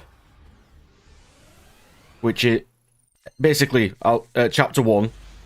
Guy gets isekai'd, saves the world. He goes back, but when he returns, his life sucks and he's miserable. And then he just states, why should everyone else in this world be happy when I am miserable? And then it turns out he's kept his powers from the other world. And then he just goes on a tirade going around trying to do, trying to take over the world. I mean, this is. But the villain is the one who made his life miserable because he had a justified reason as to do so. Because if he didn't, the world would end. So, get this right. Every character in that show, when they kill the Demon King and return, are as strong as that Demon King. And he's really overpowered. So the villain has the power of... whenever he dies, he resets to a certain point. So when he resets... So when he comes back to normal world again, he's like a hero, a really powerful, just hero, because he can reset, so he knows all the things that are ever going to happen and that sort of thing. But then, when he dies of old age, the system doesn't understand, and every time he dies of old age, it resets him to when he first came back to that world again. So he is stuck in a time loop that will always happen, and the only way to get out of that time loop is to turn his best friend, who's the strongest hero, into a villain to kill him. That is a justified enough reason for me. Really enjoyable. Generally don't like. I generally don't like them, but I found that one really interesting. I generally don't like nihilistic characters. I get that. I feel Totally like it get ends that. up going down a road of self-pity, and it's like a really unattractive quality. Like you're making yourself the victim. Yeah, I just preferred this one because it's perfectly justified in what he did. He had to be done. But then I mentioned this to Dave, and he said, but psychologically, it doesn't matter. That if there is a time loop that the only way to get out of it is to do that, then that is what you do. It's not like the character enjoyed doing it.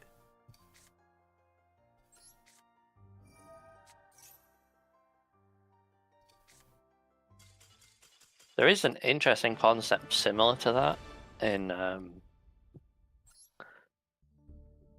The Way of Kings.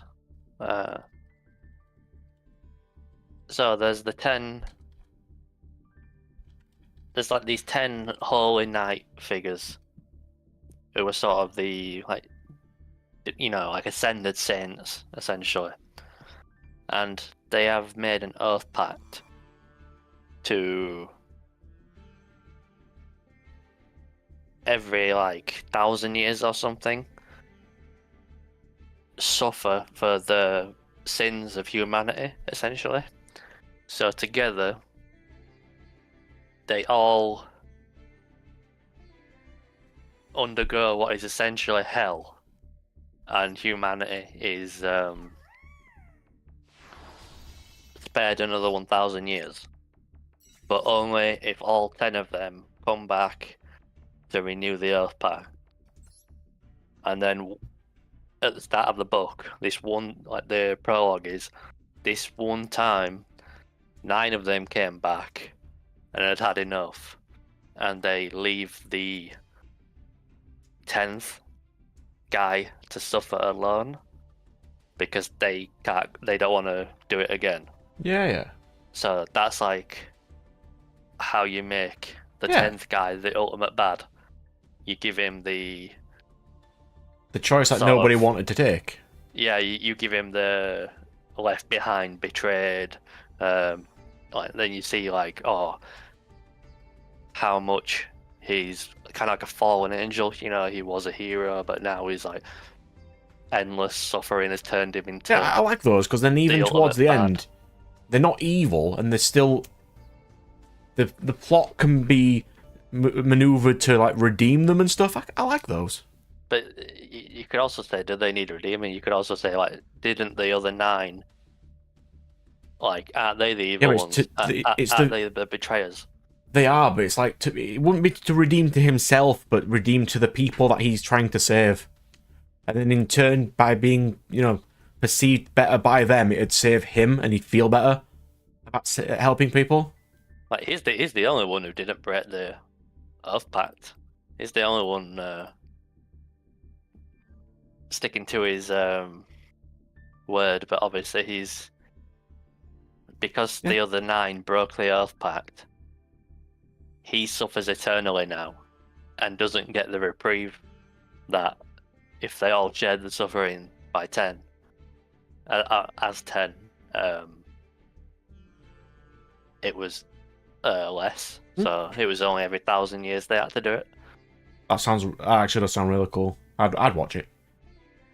It's the book I've recommended you a few times. I honestly think you really like it. Send it to me again and I'll have a see. Right, Firewalls one was. Oh yeah, Watchmen has a lot of characters that have to do evil things or considered evil to save the vast majority of people. But massive political intentions between Russia and US. The one of these that 3 stages in alien attack. Yeah.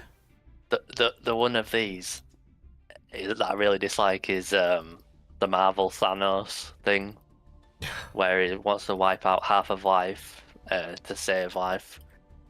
I'd have preferred it if they stuck with the comics bit with that one, but yeah. I don't know the comics, but the only reason I really detest it is because it's such a mind-bogglingly bad take. Like, the actual reality is we're having like a population collapse crisis in like 50 years because birth rates are down across like all continents. So people are panicking, and the whole movie's about, oh my god, there's too many people, we need to like kill half of the people so everyone can survive. It's actually the opposite. It's like we don't have enough young people support because people are living longer. It's like a pyramid at the top. Old people are living longer and healthier, so they rely on more young people to prop up the system, and we don't have a. If the Infinity Stones were as strong as they're perceived to be, he could have wished for literally anything. We have like declining birth rates, so there's not enough people to support the increase in people living longer. But then this movie is like, holy shit, people are bad. We need less people. If only we had less people. It's like, oh, this is so fucking dumb. Yeah, but then it turns out that he's on a farming planet, and if you'd have just led that farming planet to Earth, there would have been no resources. There'd have been too many resources anyway for everyone, so.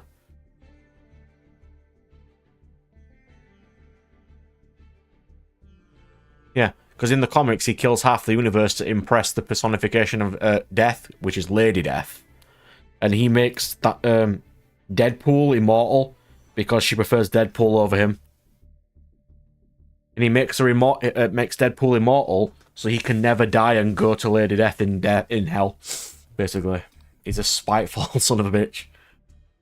See, that's more interesting to me. Yeah, it's way more interesting. But they wanted to go with, but he's not evil. He's just slightly misunderstood, and I hate those villains. Evil for evil's sake is what we need to have now, and I like those. Thanos just makes him seem like he's never read like a science book.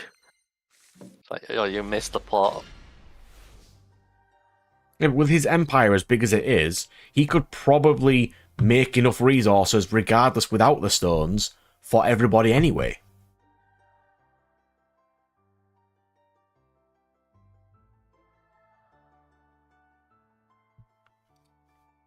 Yeah, Marvel really dropped it in that season. Yeah, because isn't it like he's a Titan, and on Titan's world, he was born as a variant, and that's why he's purple. Yeah, that's what someone said. Because whether or not that's the actual. Because all the Titans are apparently really pretty and beautiful, but he's not. And then they mocked him for it, and then he got like a complex and stuff. And hello, just sir, like how are big- you? He just looked like someone's big toe. Yeah, I do prefer comic Thanos to Marvel's one, but Marvel's not doing really well recently, which is not surprising. Yeah, what do you think, Firewall, is as a comic book fan? How do you feel Actually, about how lovely. well Marvel is making these movies? Are they just cash cowing it? No, and they're doing adapting shit? the comics that have just, for example, the failed comics. Like Ironheart failed and got cancelled, and they're still adapting it anyway. There's no need to do that. Oh, this is just ladder. I'm just chatting to people in chat. Ironheart. Yeah, Ironheart, which is basically Iron Man as a lady. Do you want to know her backstory? So Ironheart wanted to be persecuted and told her and asked her teacher, "What could I never be?" And her teacher said, "You will never be Tony Stark." So she based her life about becoming Tony Stark.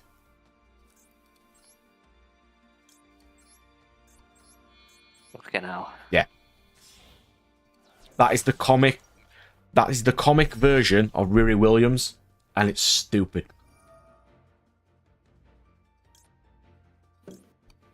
She should have told us she'll never cure like cancer or something. Yeah.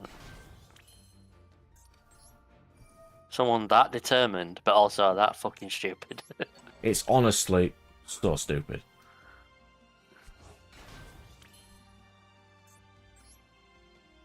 And then they went into the Captain Marvel route, and no one likes Captain Marvel. Like, Captain Marvel is so powerful in the shows and the movies. No one is going to be able to rival her at all. It's literally not going to happen.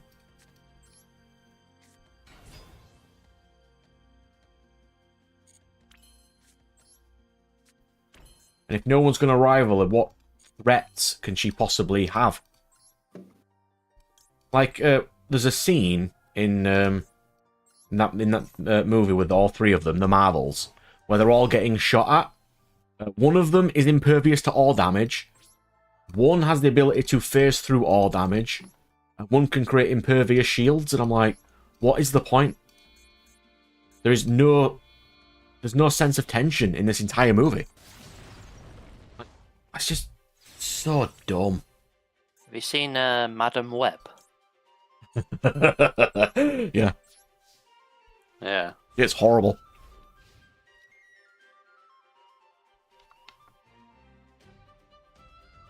So you know the trailers that show you all the main characters as in their spider suits. Yeah. That's a scene of something that happens in the future, and it's like 10 seconds long. Mm. Yeah, I feel like they're doing comics dirty. Yep. I feel like I'd say they're so. really just ripping up IPs. Like, yeah, it just feels like a cash cow or cash grab or something right now. Like, because they're all bombing, they're all failing. Okay, the next one is Thunderbolts, which has 6 characters that are basically, misfits, versus a character called Hyperion, who is literally Superman. They don't stand a chance of beating him. Or is it Sentry? If it's Sentry, it's even worse.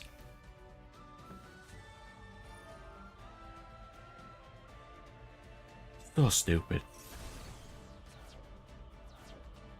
Like, one of them is a villain, apparently, because he shot a terrorist who killed his best friend. That apparently makes him a villain. Christ, the first thing Sentry. They don't stand a chance against Sentry. Well, if you didn't know, Sentry's power is described as the power of 1,000,000 exploding suns.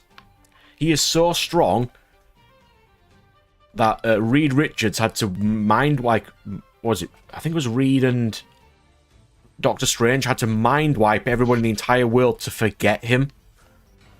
So then he doesn't exist anymore. He is that overpowered. He is his own villain. The last comic I thought was adapted really well was The Punisher. Oh yeah, Punisher. TV series. See, Punisher was great. I thought that had really good action, and Oh, it did. Punisher's great. I did not like the Daredevil adaptation. Okay, season 1, really good. The rest is garbage. I'll stand by season 1 all day. Season 1 is great. It was the least bad. Maybe I'm tainted by season 2. It was just like, as soon as the Punisher got introduced, it was quickly clear that he was the only good part of the show. Like, the Elektra in that Daredevil series is fucking criminal. Mm-hmm.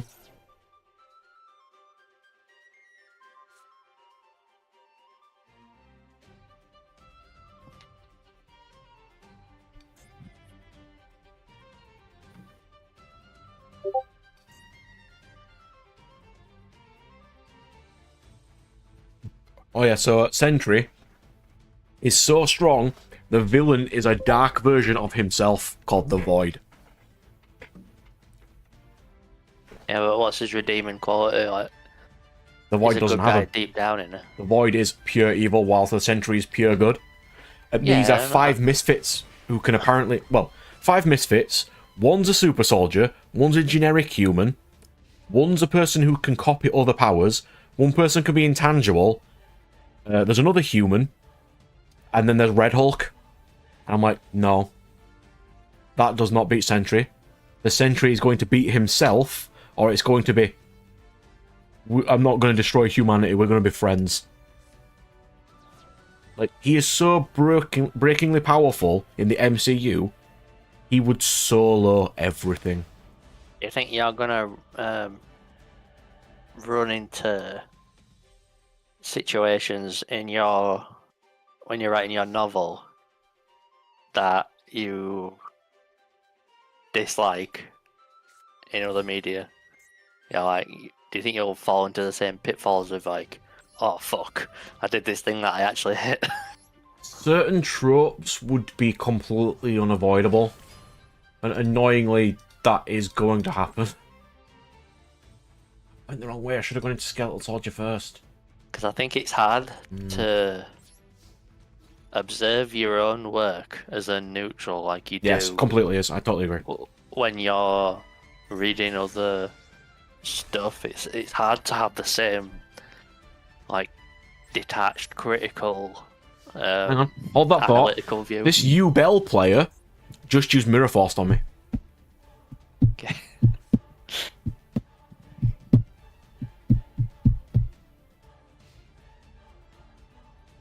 So I think in this movie, just quickly, the Sentry's not going to appear because it's a character called Bob, who is basically what, you know, it's going to be Sentry abandoned his ego to become normal, and he's going to show signs of being overpowered. But then he's going to be, well, he's not going to be a villain, he's going to help the heroes at the end. Why am I seeing MST? Oh, because he's playing Crush Card Dragon. A Mirror Force Dragon, probably. So I don't know what the hell he's playing, but fine. Duel's Kingdom deck. Yeah. So yeah, there's going to be a couple of tropes I'm probably going to fall into, but I'm going to try not to.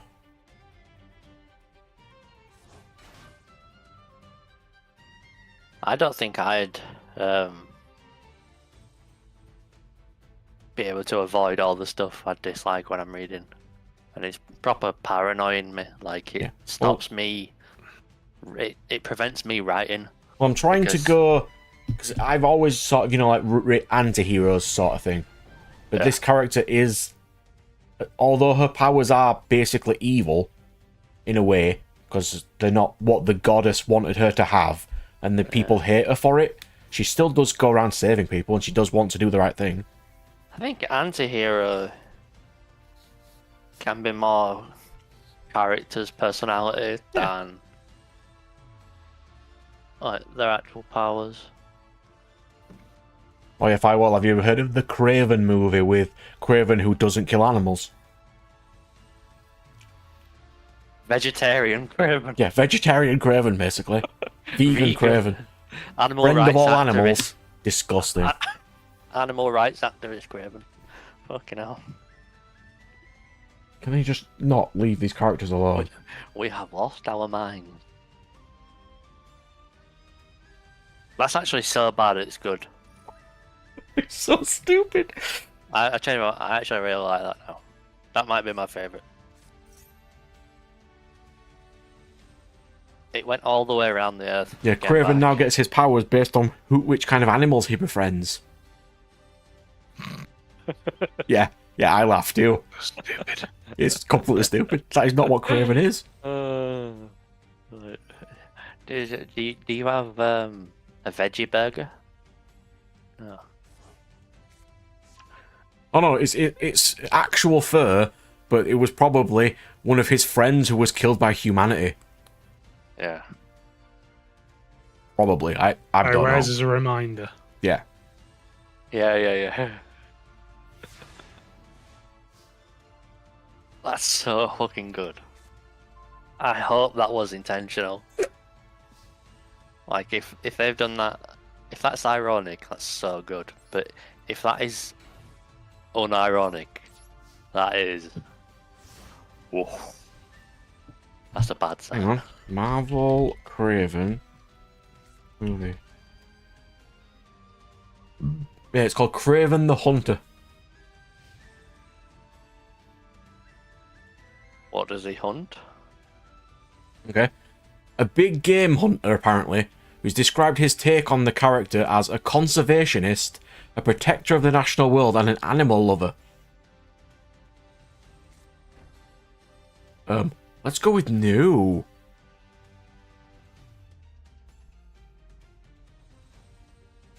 That's literally on the wiki, by the way. Absolutely retarded. I'm sorry. You can't change Craven to that degree. So is your biggest fear accidentally creating your villain as like just being misunderstood? Like he's actually a good guy. I mean, my villain is the god who wants to kill everybody, so yeah, kind of but okay. The yeah, but minor I'm villains, sure- though, yes. I'm sure he's got reasons, and he's really a good guy deep down. No, he's not. Like the personification of evil. I mean, in a way, he is not doing it for evil reasons. It's just to get god powers in that world, you have to kill everybody to conceal their powers. That's just what it is.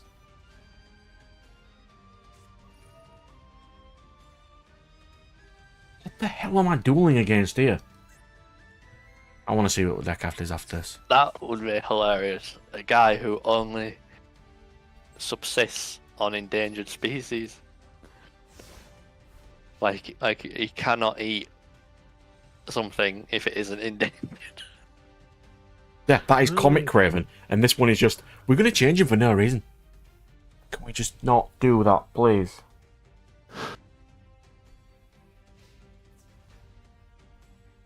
Like the more stable the animal population is, the less nutrients it gets from it.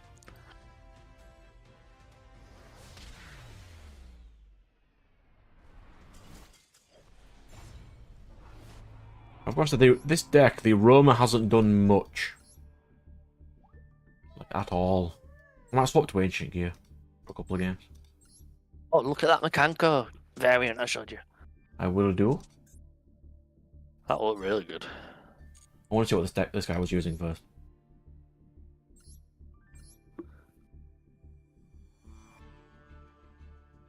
Oh. To clarify, I just lost to this. I don't know what you would call this deck. What would you... How would you sum up this deck? What, in four letters? Shit. I mean, it's Fiend.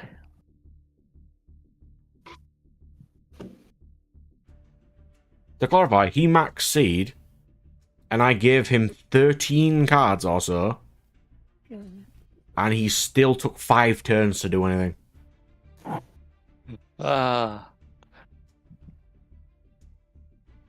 Holy shit, that is a deck. That is garbage. Wow. Just wow.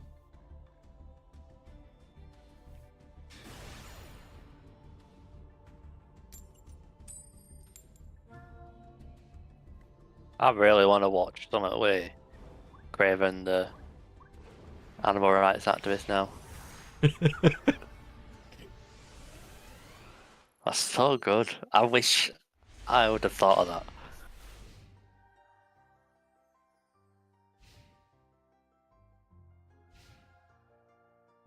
I mean, Ant-Man 3 has Ant-Man's daughter, who is an activist who wants to save the world and, you know, feed the homeless and all this stuff, when her grandfather literally has the technology to do that.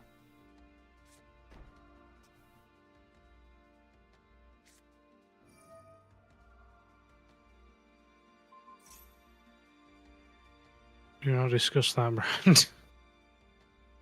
So stupid.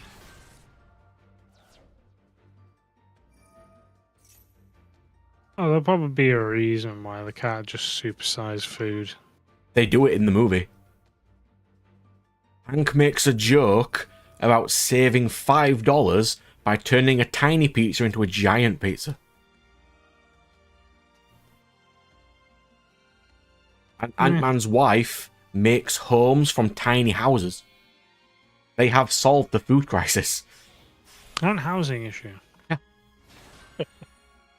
Even though in the first movie it's, we don't want this technology to get into the wrong hands, and it's, we'll just give it to everybody. That's so It's fine. fucking funny, actually. It is a housing issue, isn't it? It's like, it's literally real life, but for ants. It's like, even the housing market's so fucked. Even ants are struggling. God, it's so stupid.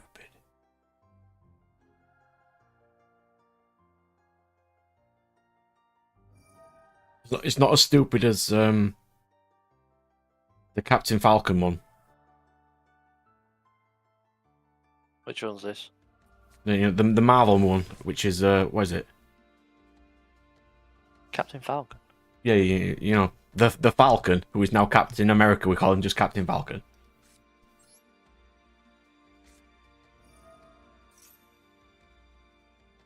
What's it called? Oh yeah, Falcon and the Winter Soldier. That's even worse. Believe it or not.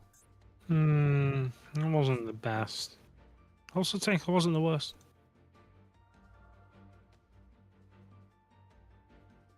Oh, we've had vegetarian Craven. I think we know what the worst is. I just love saying out loud, vegetarian Craven.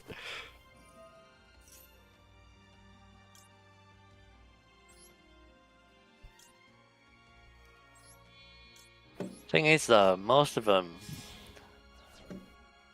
nowadays, when they come out, you just cringe and you're like, "Oh, that's an abomination." But that's actually good. I feel like they've actually worked to make that.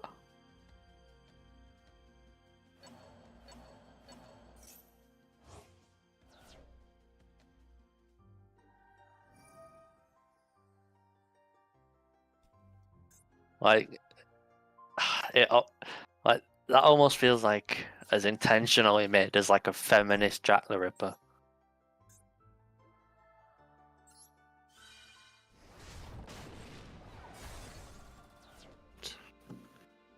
It's so stupid. I've got 10 of you.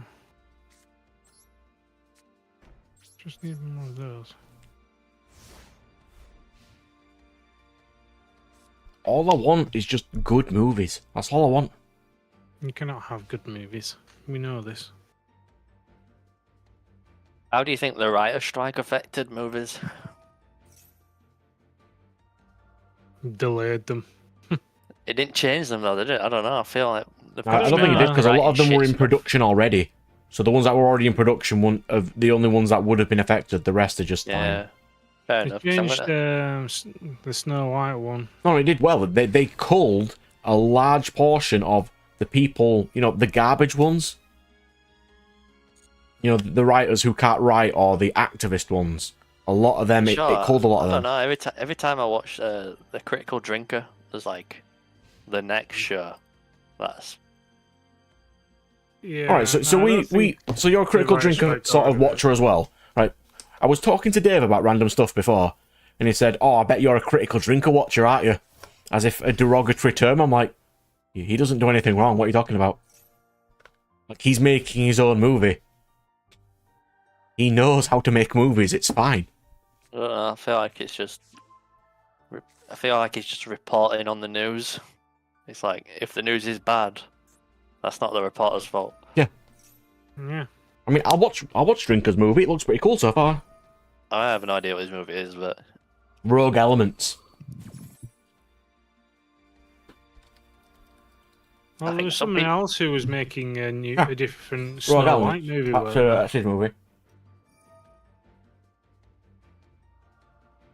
It's got a trailer. It looks really cool.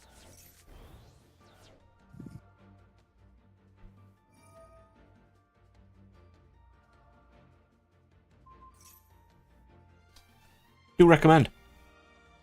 Yeah, he's wrote loads of books. I have no idea. A lot of people just are dogpiling on it because of just his views. It's actually quite a good read. For me, I don't. Like the only reason why I like watching them videos is because I relate to people ruining source material. Yeah, I completely agree. Like every time I watch it, it's because there's a series coming out that I like the source material, and it gets ruined by dog shit people in high positions What, of like power. when somebody made the Aragorn movie? And it's just like I think some people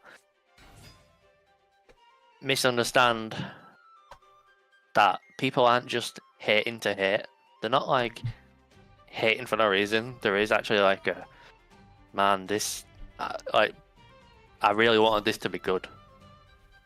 Yeah, But it's there are not. people who hate for hate's sake, but then when there's people who make like hour-long movies on things that they didn't like about it, I'm like, you cannot say that that person who put that effort in to make an hour-long movie hates it for hate's sake. Yeah, and it's like it's from a place of wanting it to be good in the first place. It's like when we watch like stuff like Avatar, like what Dickhead did with Avatar. It's like, dude, I don't know of such a movie. What are you talking about?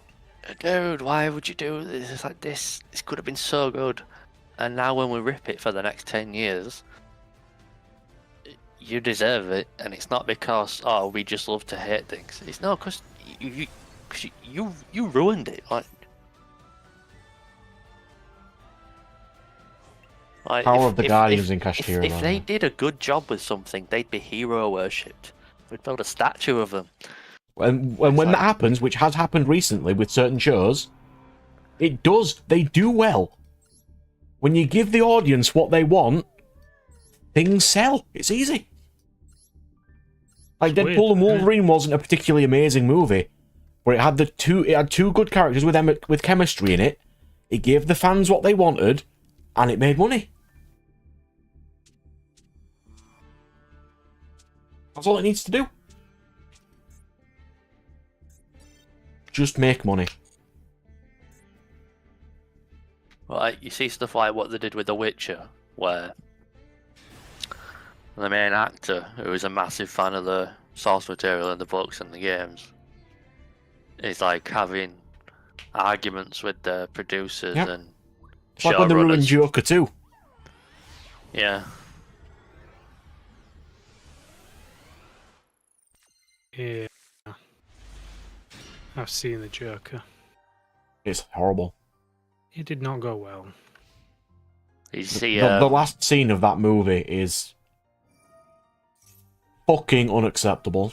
did you see Joaquin Phoenix like proper sulking about it?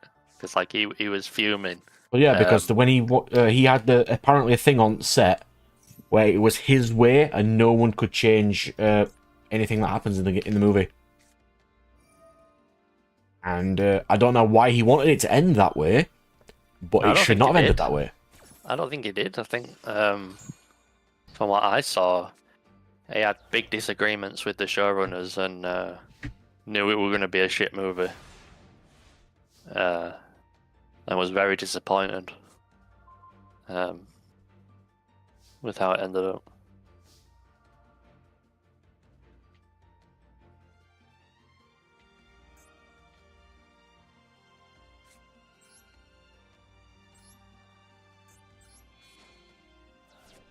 Do you think the problem with the process is too many cooks spoil the broth? Potentially, yeah. Like, there's too many. Well, Like, She-Hulk had a writer's room of diverse ladies. Like, for example, take like just for example, take a Shonen Jump manga. It's one author, one editor, a few assistants. Right? There's very few creative minds clashing and fighting there, isn't there? But if you take like a Hollywood movie like that, everyone who's a writer and works to that point, it's like a whole team of writers. Everyone Especially wants with the to put amount their of spin money on it. that Hollywood has right now, putting into movies that fail.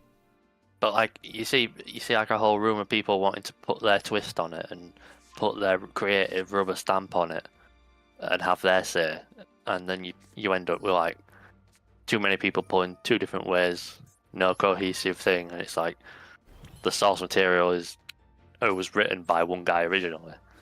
It's kind of pushed to the side because they've got to make room for everyone else's like twist on it, and then you've got to fall in line with like corporate executive rules, production costs, everything like this. Yeah. And it's just like there's too much noise, there's too much going on that isn't, the bread and butter.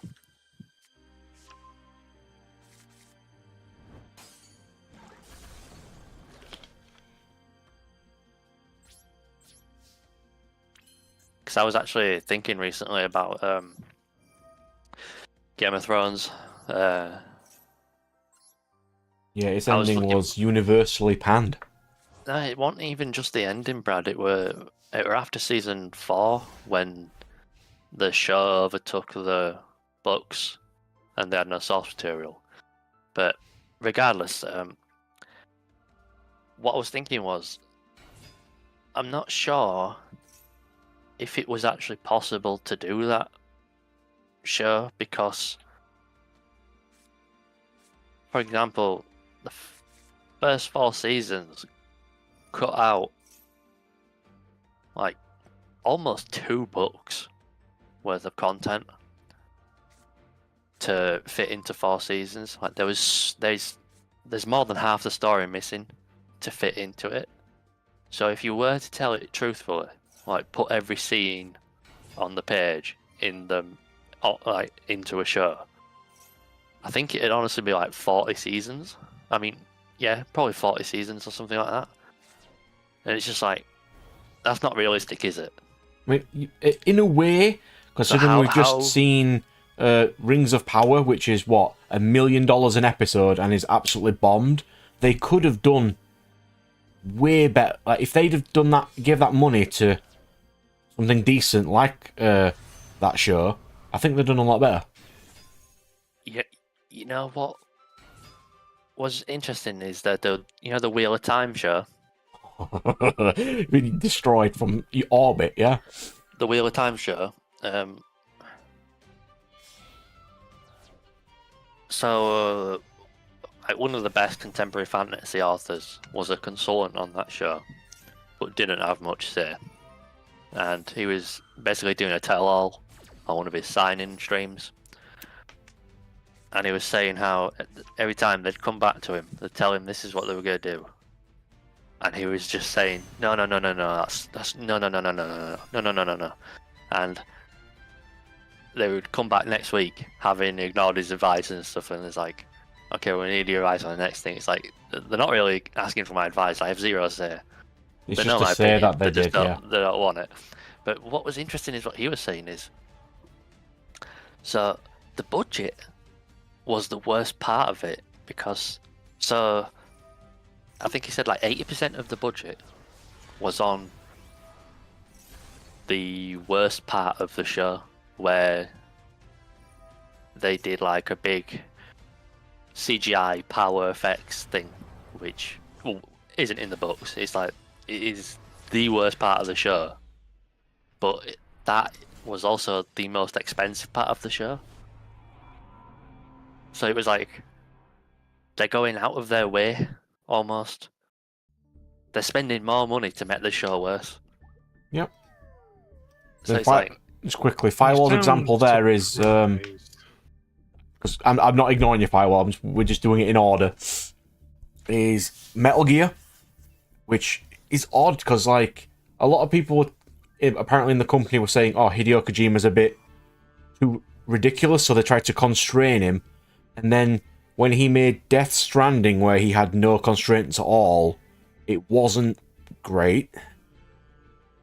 So I don't know what to do on that particular topic, because it's like a lot of sometimes it does benefit having people to hold crazy thoughts back and just go, yeah, that's not going to work.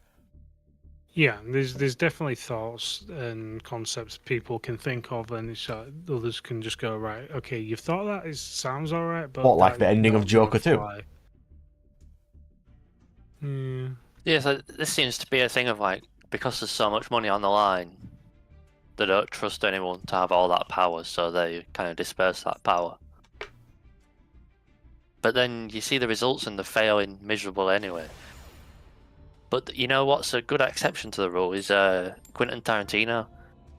Like, he has so much control and power when he does movies, and they're all like amazing movies.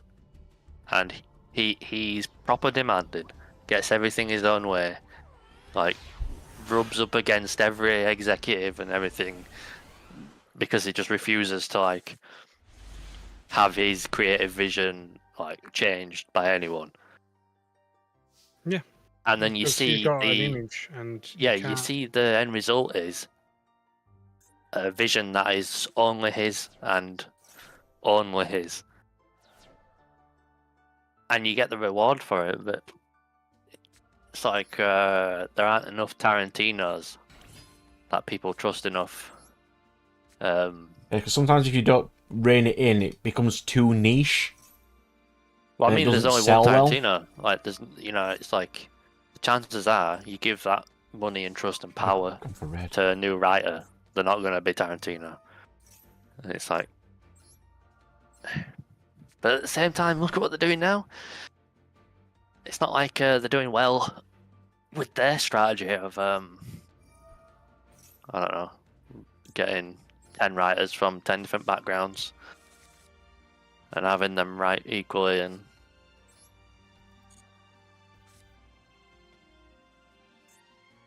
Had a big misplayer there. Could have gone for red and then I've had two monsters.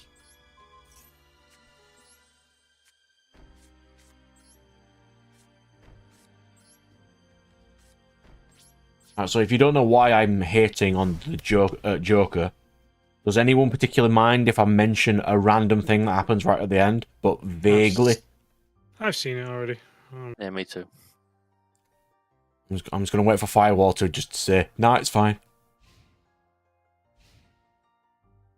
It's not even going to be a spoiler or anything, but something that happens right at the end that I was not amused about and did not need to be put in there. So, you know the concept when you're in prison, which is don't drop the soap? That happens at the end. Yeah. Why did it need to happen? It didn't. I was wondering about this, and That does happen, yeah. I saw some theories about like it was to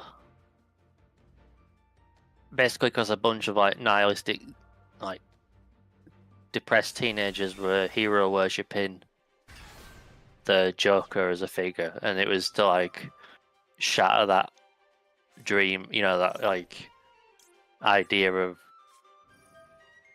enacting out your negative thoughts as a power fantasy. So it's like, this is the reality. You get brought back down to earth. but I don't see how that is like a Joker film. It's not. It has, It's Like not a if- Joker film. at the end of The the original Joker is one, not he in the had movie at all. growth, and like he took the paint off his face, and you could see that he's a completely different person. And this one's just, yeah, we're just gonna get rid of that and revert him back to being a complete buffoon. Yeah, like he went straight back to the start of the first movie. It was like, Worse, I think. yeah. It was weird. You know what it reminded me of? It reminded me of when they switched directors on the recent Star Wars trilogy. You know, Yeah, with well, Rian Johnson and Ray's family matters, but Ray's family doesn't matter, and then the third one, it conveniently matters again. Yeah, it was so jarring, like the jumping, like the difference. It was like it was written by someone else. It was like, wait, did we just do a U-turn on like what kind of like? It was so weird. But yeah, it really didn't feel like a Joker film. It wasn't. The first one was The first one was Joker such a film. big hit that there was like, we didn't need a second one, but you realised since it made so much money, Oh, they were gonna were make a always gonna second do one. it.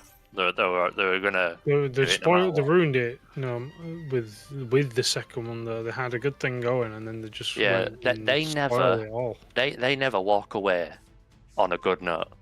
They will stay until the wheels are falling off, and it's like, you know. Well, You know, like when they how always say- apparently the creator of the latest Star Wars trilogy says that she's only going to leave on a high. That's never going to happen because it's never going to do well. Who is this? Kathleen Kennedy. She says she wants to retire on a high note, but that would mean she'd have to make a movie that isn't shit. Kathleen Kennedy.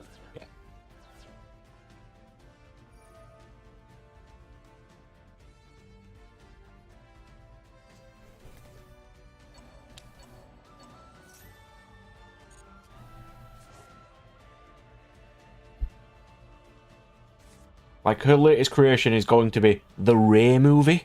Nobody wants to see the Ray Wait. movie. She's president of Lucasfilm. Yeah. Mm-hmm. Wait, what? She greenlit The Acolyte, which lost hundreds of millions of dollars. Dude, that was. Yeah, it was. Dude. Shouldn't she be like. Shot, yes. No. Not I feel in like... a way I mean, but like, she should be fired. She No. should I definitely don't, I fired. don't think you should be fired. I think you should resign because. Yeah, but firing she wants him- to resign on a high note. She stands on her head, like, and everything's upside down for that count. That's what she said. She wants to retire on a high note, and I'm like, that is literally never going to happen. Like, does she see? I'd love to know what her opinion on the last 10 years have been then, under her stewardship. Like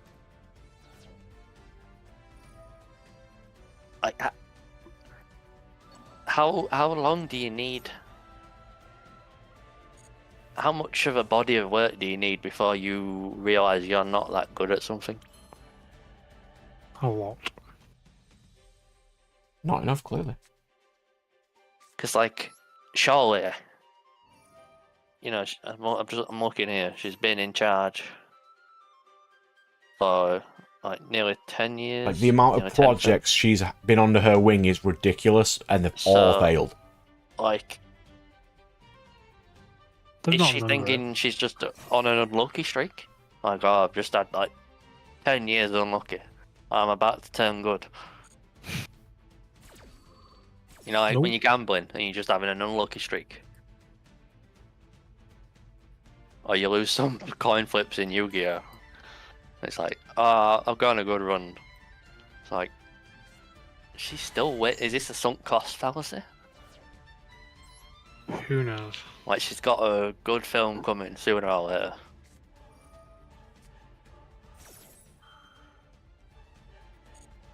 But yeah, you see why George Lucas dipped. Oh, he's back now, by the way.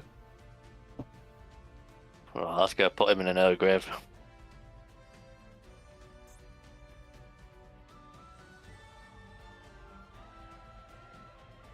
I think. That's currently not enough damage. If we water Arabesque into... Yeah.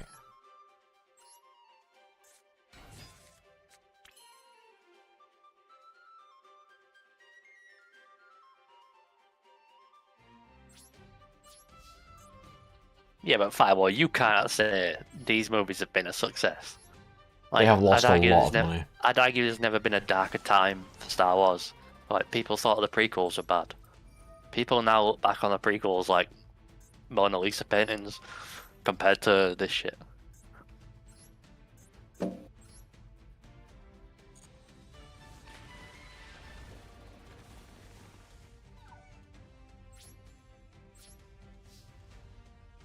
One more summon, I'd have won right then.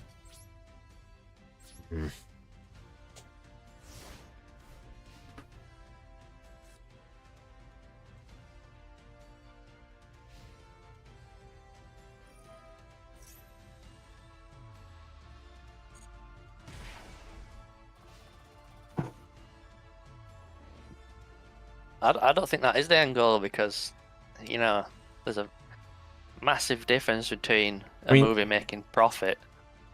Like, I don't think, from what I remember, they didn't even make profit, but... Movies aren't allowed to just make profit because of how much is put into making them in the first place. It's like, it's not just enough to make, I mean, you know... With Star Wars in particular, it was made for merch, and its merch just right now is not selling. Like, it's not enough to break even plus £1 and say, I'm in profit. That was the goal. Like, no, that's not the goal with Star Wars.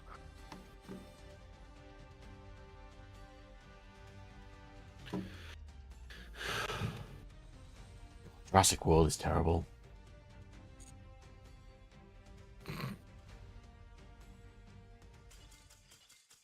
Yeah, but you look at the movie industry is dying now. I mean, that's also because COVID happened and Hollywood didn't bother to bail out any, movie studios or even movie theaters, and it really affected them. Yeah, but movie theaters were charging 20 quid for popcorn anyway. Yeah. So, But they had no movies to show. Even before that, they were struggling.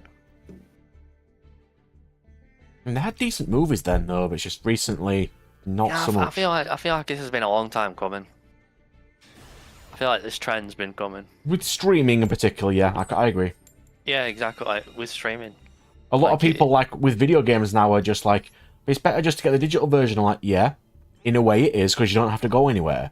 But then, that company's eventually going to go, yeah, you don't have access to that thing you've bought anymore. Oh yeah, you don't own it. You're renting it off us. You're renting the right to play it temporarily. Yeah, that's dodgy as fuck. What, like when Microsoft decided to make the Xbox thing of always online and you can't use pre-owned games. God, that wrecked their reputation when they did that. Well, they backtracked on that as fast as they made it. But yeah, because Nintendo made a diss movie, a diss animation thing of it.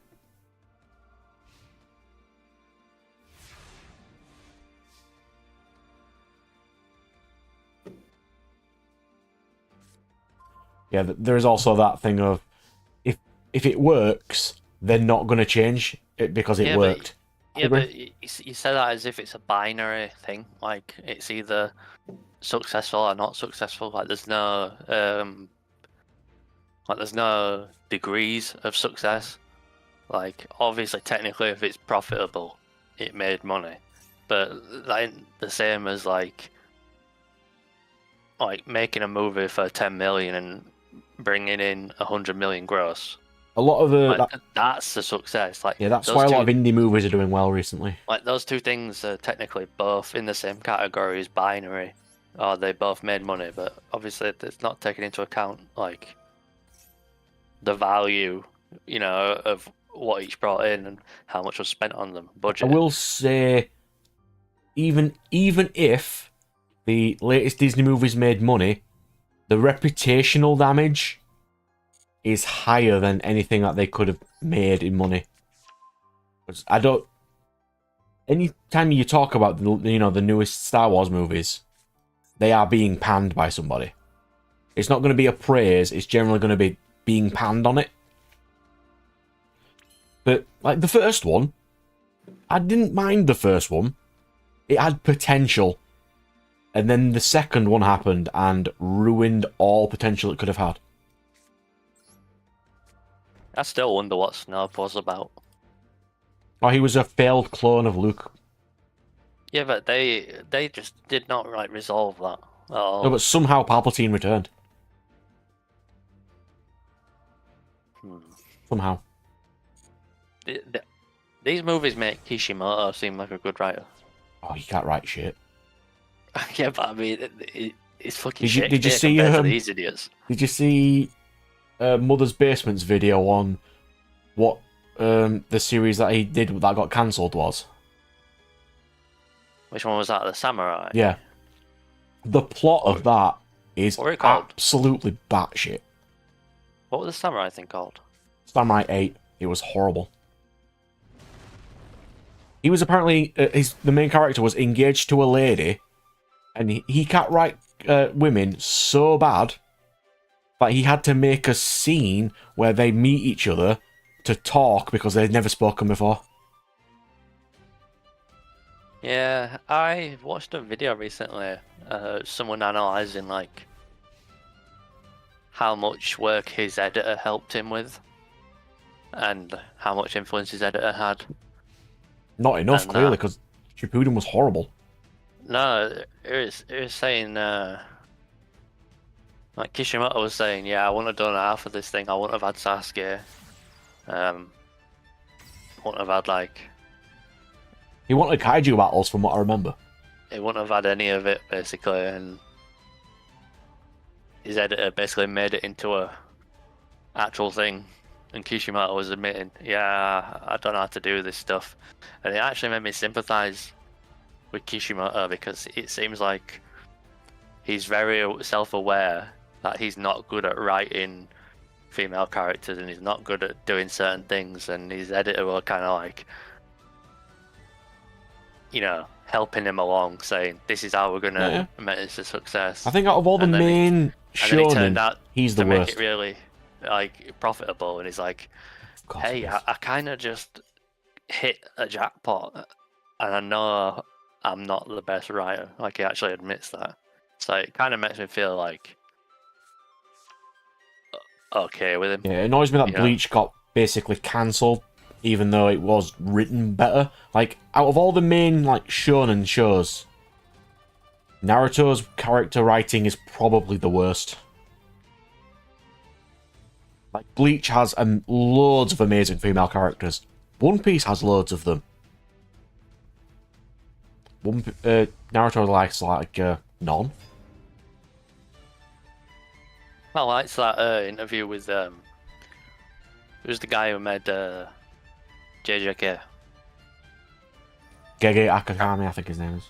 Yeah, he did an interview with God, that ending is It was- shit.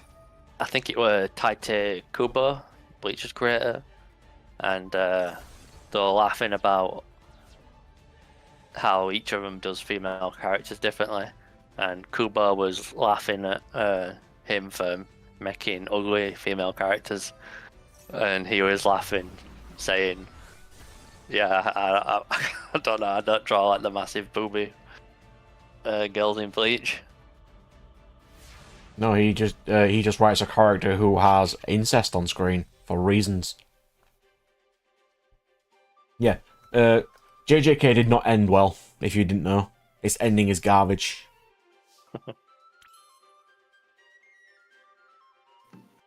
Absolute trash. Did it get closure? No.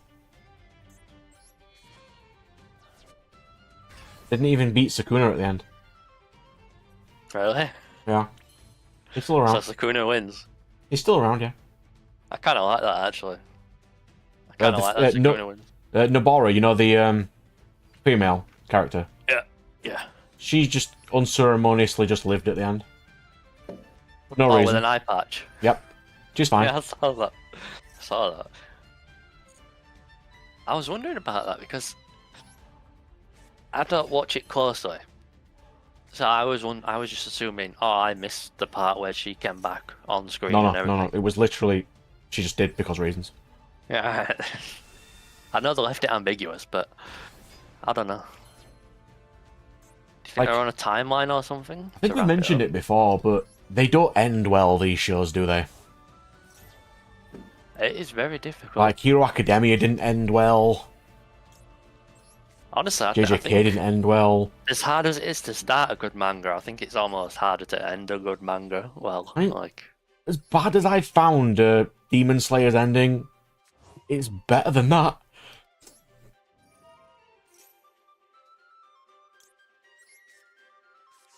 I think it's really hard to end shows. Especially Satisfyingly. long-running ones, yeah. Yeah, because the problem with them is the studio or the magazine wants you to drag it out because it's making money. Was Black Clover ended yet? I can't remember. No, it's still stalling. I'll reread it from the beginning once it's ended. Because I actually do really enjoy Black Clover. Biowell, what's your favourite Ninja Turtle? Naruto now. He literally does have Ninja Turtles. I believe they're doing that. It's so stupid. I did read recently that the Ninja Turtles gained weapons from Splinter, an opposite of what their personality is. Yeah, that's a theory. I appreciate everyone's picked up. Which is I- a decent working Yeah, theory. I kind of agree. Well, what do you mean? Like, look, hot-headed Raphael gains a against size because it's a weapon that requires skill to balance him out. It focuses on defense.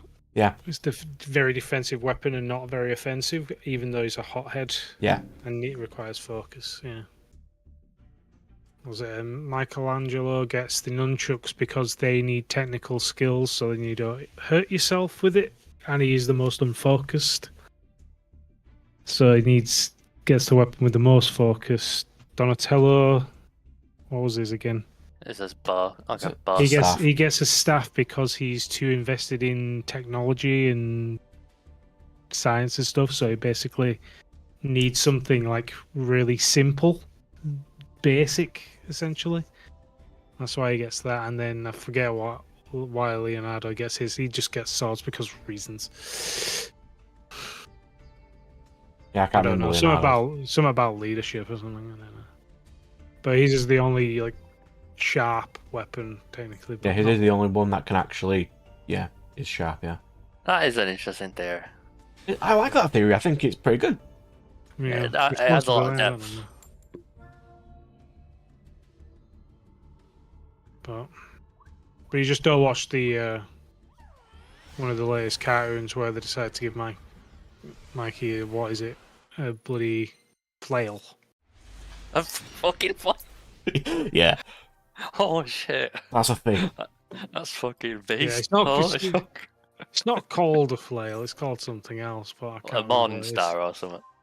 No, it's not quite sure what it's called, but That's it's so just fucking good. it's essentially a flail. That's so good. Fucking flail. Like, why? That's got to stand out so much. And he only has one of them as well, so it's like they didn't even give him another. Dude, I fucking love that. It's like it's like And yeah, a because weapon that's meant for denting blunt armor in armored knights. well, it's like- a weapon that wasn't actually probably used is the actual thing. So Now we're chasing down shoplifters in New York City with it. But they also changed Raphael's weapon as well. They give him Yeah. Tonfa Tomfa? What the fuck's that? sticks.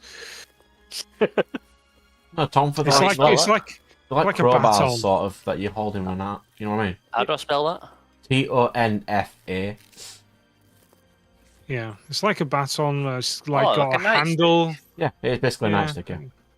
Oh, So they give him them because wait, why are they changing the weapons? Reasons. who knows? Make them more friendly. I don't know. What did Leo still kept a sword. I think he had a sword. He didn't have any more. But Donatello change his staff to? I don't know. I'm gonna have a look now. Curious. The Firewall has said the latest run is their reincarnations of their past selves when they were human, apparently.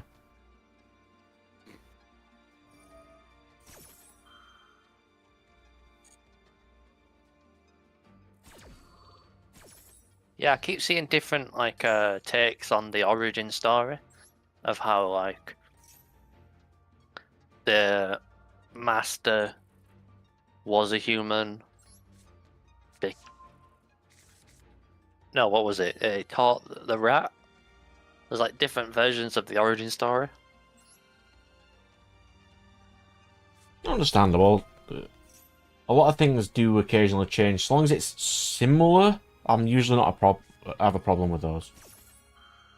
I don't really care too much about the origin story. I more care about the actual, the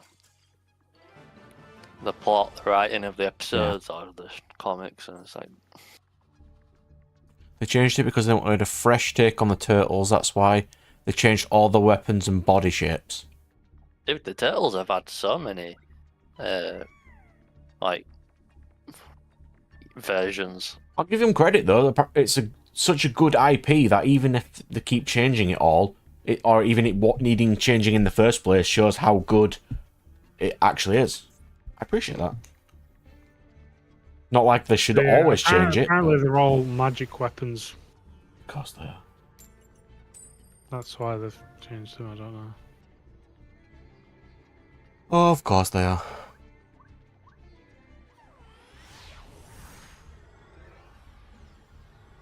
Rafts does electric powers. I don't know. Hold up. Hmm. What? Ah, Leo's just got a sonic sword. Oh, water sword? I don't know. Paul? No, I have no idea. I'm watching a video and he's just now going through a portal. Yeah, In the comics, Splinter was a rat that got mutated into a human. Later, it was changed into Splinter was a human and got changed into a rat.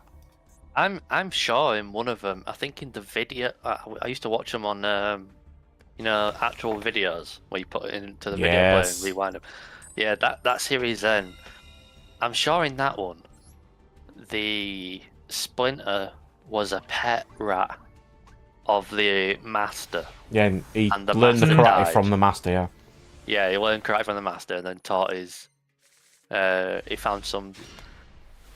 Yeah, because after his master was murdered, his cage got broken, and then he got found in the sewers and found them or something. Yeah, something like that. It's been a while. Yeah, they all got. It's always about the ooze, the sludge. That's how they become grown bigger.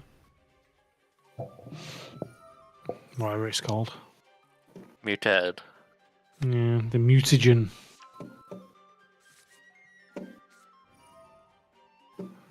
Yeah. And by the way, apparently it just seems like Donatello just gets a fancier stick.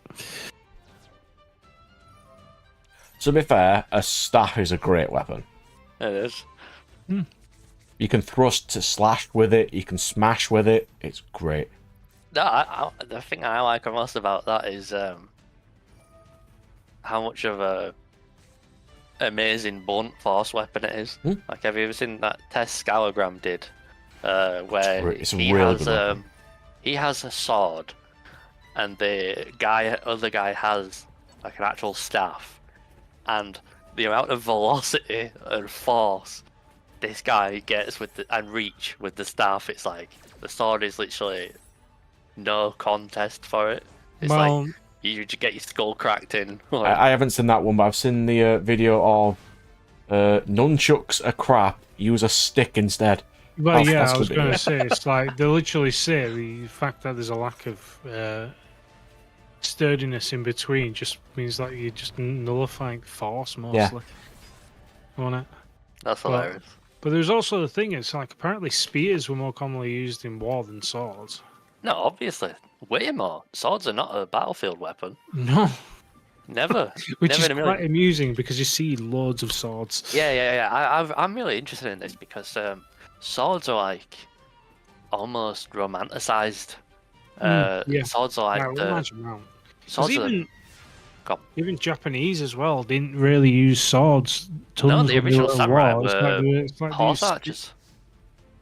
Well, they use spears and stuff as well. It's like they had their own, what was it, Naginata? Or whatever. Yeah. The original samurai were like a guy on a horse with a bow. Distance.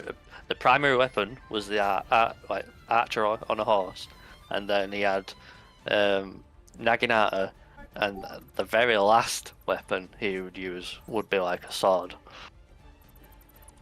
But it's kind of like romanticized or something in it, I think.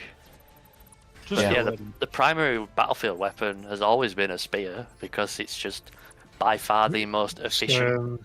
Yeah, and because it's effective. reach and Yeah, everything else. you It's can like- you can mass like swords are so hard to make well, but you can mass produce a pointy stick and give it to a farmer and make him stand next to another farmer and point it so much easier than you can to train a guy to wield a sword. Oh like- yeah. It's like that is like an impossible investment. You need like professional armies to be able to mass produce swords and then train each person to use those swords well. Yeah, Whereas so if just you get did actually want to farmers- watch it, here you go. you just get farmers with pointy sticks, all pointed in a row, standing next to each other. Overappreciated historical weapons, nunchucks are stupid, and it just goes past with, you should just use a stick. A stick is better. So really, I do recommend watching this. It is really entertaining. Yeah, you know what's cool about Shad? He actually had arrhythmia for a long time. You did, yeah? So between takes, he's actually almost passing out. So he's actually putting in a lot of effort behind that camera. But yeah, nunchucks are. I mean, to be honest, a lot of Japanese weapons have been so like just fixed. Like Yeah, well, they said that they don't even use katanas really in combat. They use bigger weapons to use on horseback. I'm like, yeah, makes sense. yeah, I mean, it's like they literally just get a big bludgeon on a stick. That's like, Like, the only reason they folded steel to make katanas in the first place is because their iron sucked. yeah, because that's another misconception. It's like, oh yeah, it's like they have really good iron. It's like, I no, know they're shit iron. They're terrible iron. That's why they Yeah, fold they- the swords. yeah, they're shit iron.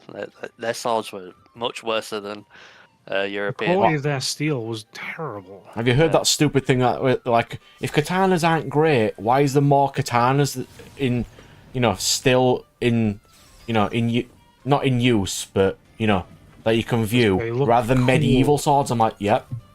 Because medieval swords, after the war, got turned into farming implements because we don't have shit steel. Oh, you know what? My favourite one is the black katana. The mythical black katana. Like that's the sharper katana. So stupid. Like the magic, the superpower of Yeah, the but people black have, katana. the people have tested it, like Shadversity and stuff. Of if you use a katana against, an actual Viking sword, the katana will shatter into pieces. Yeah. Oh, my favourite is any sword against the rapier. It is like, oh, it turns out having 2 feet extra length is just better. Yeah. Not. But then you have, at the end of the day, all of these lose to a spear. Yeah, like the The rapier was simplest. useful because it can pierce, and that's a lot easier to get through armor than it is to slash. I always say it's like my actual favorite medieval style weapon is actually a halberd. Yeah. Because you can well, slash with it, you can crush with it, you can stab with it. Yeah, because it's essentially a multi-tool of the thing. It's like it's got an axe. It's got sometimes it has a small armor. I don't think it always does, and it's got a pointy bit at the top. So you're kind of winning all fronts really. So Oh, yeah. I've seen the videos of katana versus standard man in armor. Well, It yeah, I don't can't think hurt it a does single does it? piece of medieval armor at all. you know what, Well, Firewall? most swords didn't anyway. You know what, Firewall? It is literally that. That is how long spears dominated, like, the battlefield. It took until literally guns. Yeah, because Well, it can break. Spears can break through full plate armor.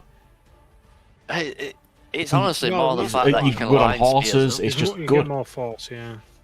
But the thing is like even in medieval period, we did actually have like not quite guns, but pretty much guns. We had like we could fire objects. We had gunpowder and everything. Yeah, We just didn't arquebus. have the rifling and the aiming. So Yeah, once we there were Yeah, arquebus used in the 14th century.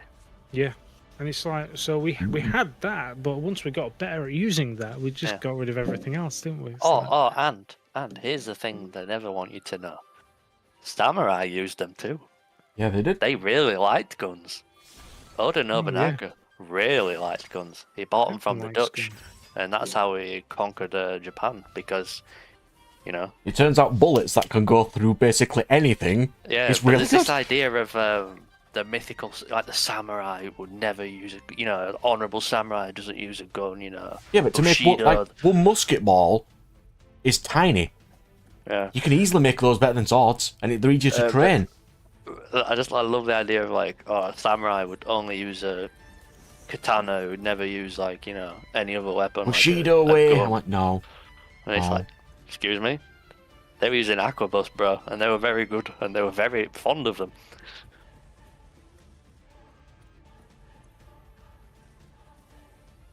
Giant firework it's, on a gun. it's not far off, and you know what, Firewall? The Chinese were using that technology.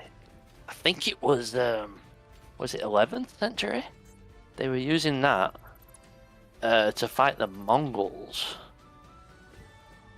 So Chinese have always been like crazy on technology. Chinese had repeating crossbows. Think of that shit. Back when people are fighting with no steel armor.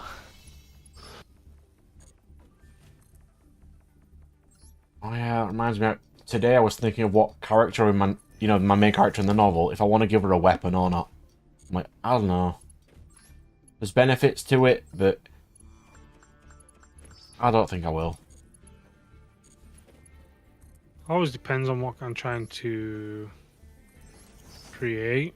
Depends what everyone else has got as well. Well, everyone else has magic and weapons, but she can't use those. She has to use beast stuff. I was thinking she could potentially have string or a chain for setting up traps.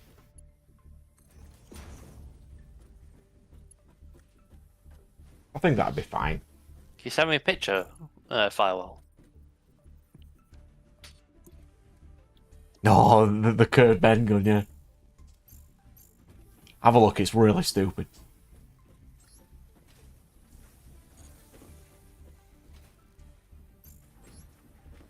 Made stupid guns to shoot over trenches. It's quality. Wait, I'm sure I've heard about this. Didn't this not work? You can't aim with it, it's terrible. I'm sure this, like... I'm sure I saw someone making fun of this.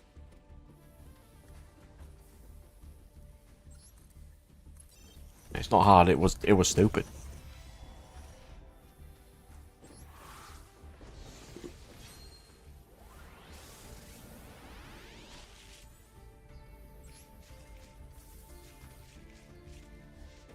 Yeah, because the bullet wouldn't be able... They didn't understand that when, like... Because the bullet would spin or go... It doesn't turn like that because of the force. Stupid. Dude, you know what really sucked? When wars turned to, like, modern was, and people didn't realize it, and you had people charging with cavalry on horseback into Gatling guns in What, World like War in One, the anime series Gate? That's exactly And it- what happens. and it was just like, holy shit, the fucking instant regret you have of those guys are like, oh wait, what? Well, We're you doing also this play now? Civ, and that probably can happen in Civ. Yeah, it can happen. That usually happens when your neighbor is like way more science focused than you. They get to like a military tech before you do.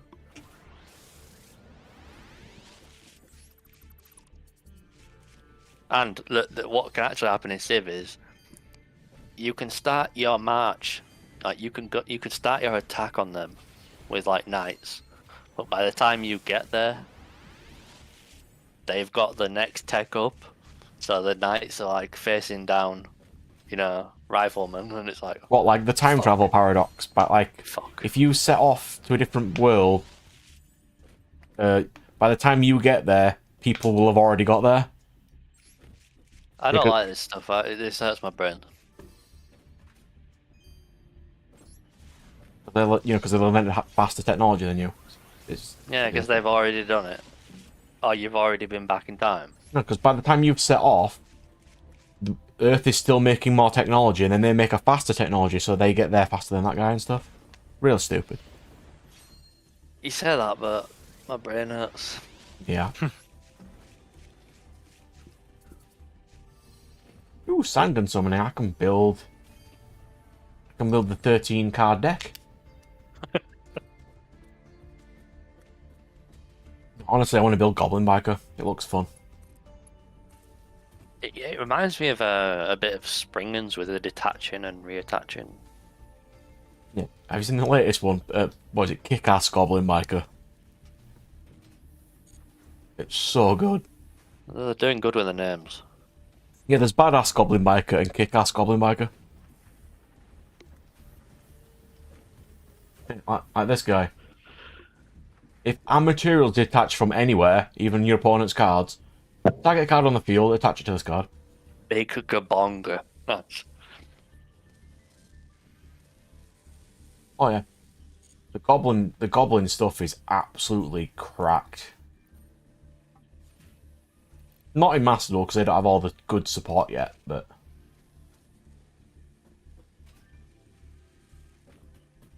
yeah. Once return quick effect, target a spell and trap card, detach 2 materials from this card, and just take that card as a material. Get rid of Sangan summoning. Because Sangan summoning, the monsters aren't unaffected, but Sangan summoning is.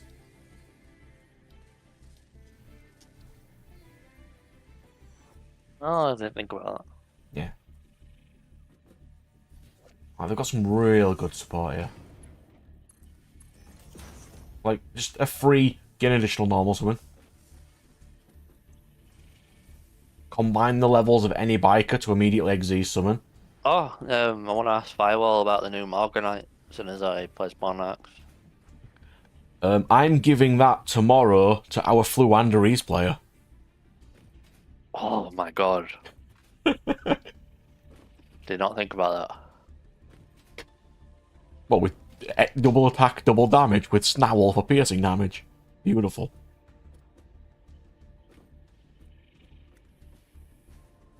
Wait, how many, what ratios do you run then? Because obviously you want to search the other one with the new one, don't you? I mean, you could, for the The new chance of ones. seeing them, though, I mean, Flu doesn't have the best search power for non-Flu. You'd have to potentially draw into it. But it's like, even if you use the purple one first, or is it blue, the original one, it gives you extra draws to get the new one, which is red. Yeah. Then even if you pitch that to get another copy of the original one, it accounts for that in Morganite. Because you can pitch another copy of itself to do stuff.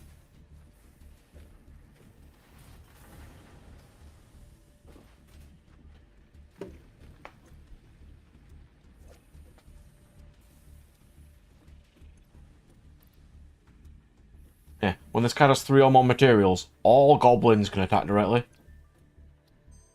If a card is summoned, just steal it. Oh, no, change its battle position in this one. Why not firewall? It states double attack on monsters and piercing damage. You really don't need that in Monarchs, I suppose. The extra Yeah, draws would be more useful, and the extra summons.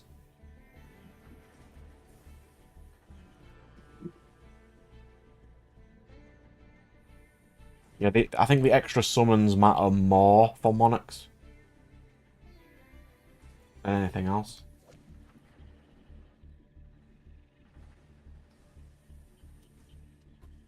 And what does a Goblin Biker list look like? Master Duel, Meta, Goblin, Biker.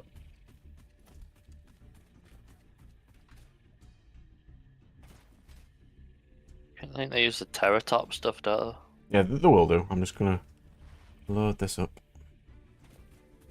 So I want search for archetypes, Goblin, Biker.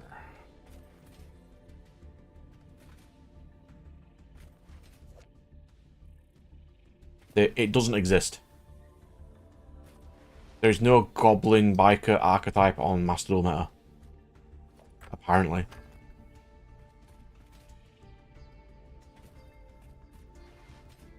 I'm looking at this gun. It's so stupid, right?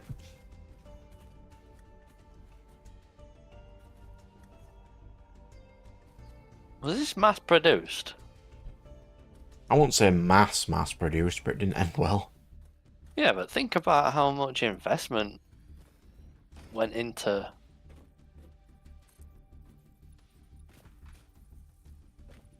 Fucking hell.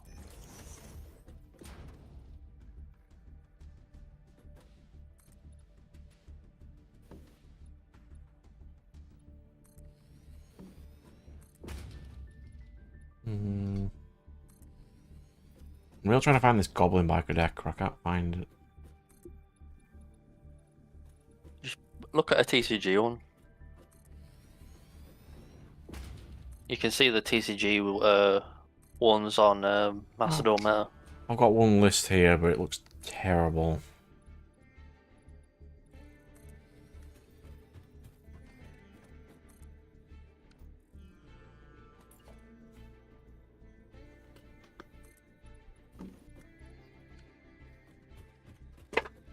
It is a nice Xyz deck. It is something that I would like to play.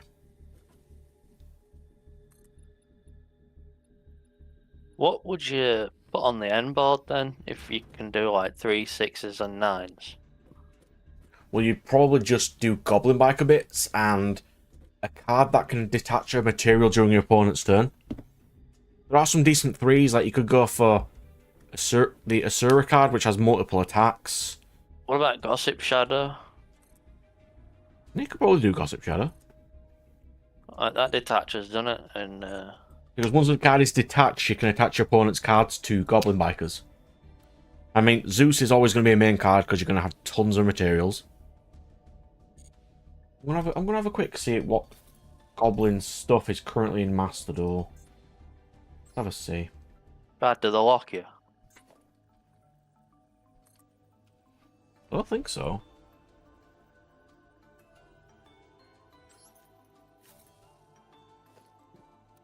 It adds Goblin Biker spells and traps. Like, if it's detached as a material to summon this card.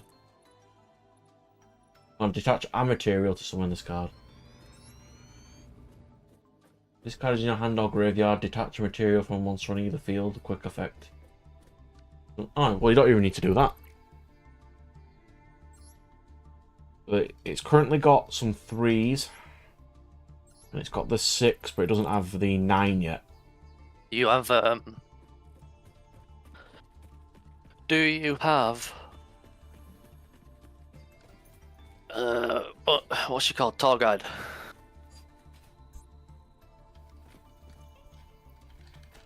Not your guide. No, I don't. I'm pretty sure you play 3 tour guide. Maybe Tour Guide, Terratop with Takaton Morg, and Goblin Bikers, I would assume. It does state a not. Actually, can you do Tour Guide? Because it's Fiends. Are Goblin Bikers fiends? Well, I don't know, but I was watching a combo vid this morning. It was showing tour guide. Warriors, Beast Warriors. One of them's a fiend. Mean Merciless is a fiend. But that does summon a goblin from your hand, so that might be more useful. But the rank 3s are generics.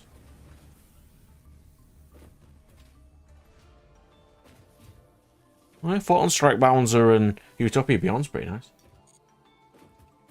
Let's have a quick see. 3, 6. What is it? 3, 6, and 9.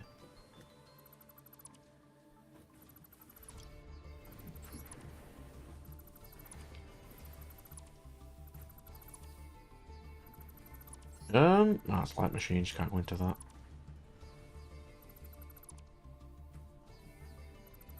Yeah, I found a list that I was watching this morning. Where is it?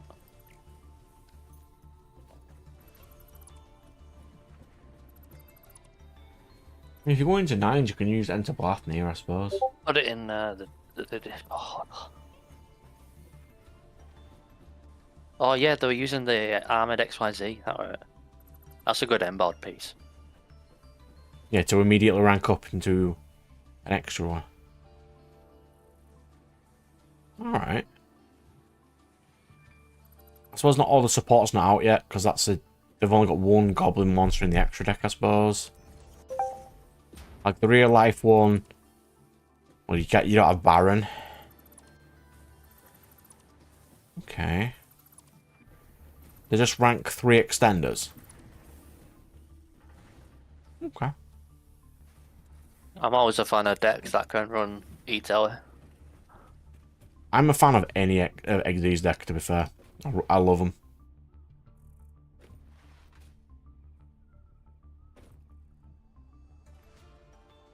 A couple of combos. It does seem to play a lot of generic 3s. Okay, I'll have a see. Do you think the new 6 Samurai stuff's gonna be like any good? From what I've seen, it's actually pretty nice. Because they've got a searcher for the 6 strike cards now. And one of them is if you control to either summon one or destroy a card, which can be a good end piece. Then they've got the monster negate now. So I haven't really seen them since his old were banned, like 6+ months ago. His old was not one of them. What? His old was not a 6 samurai though.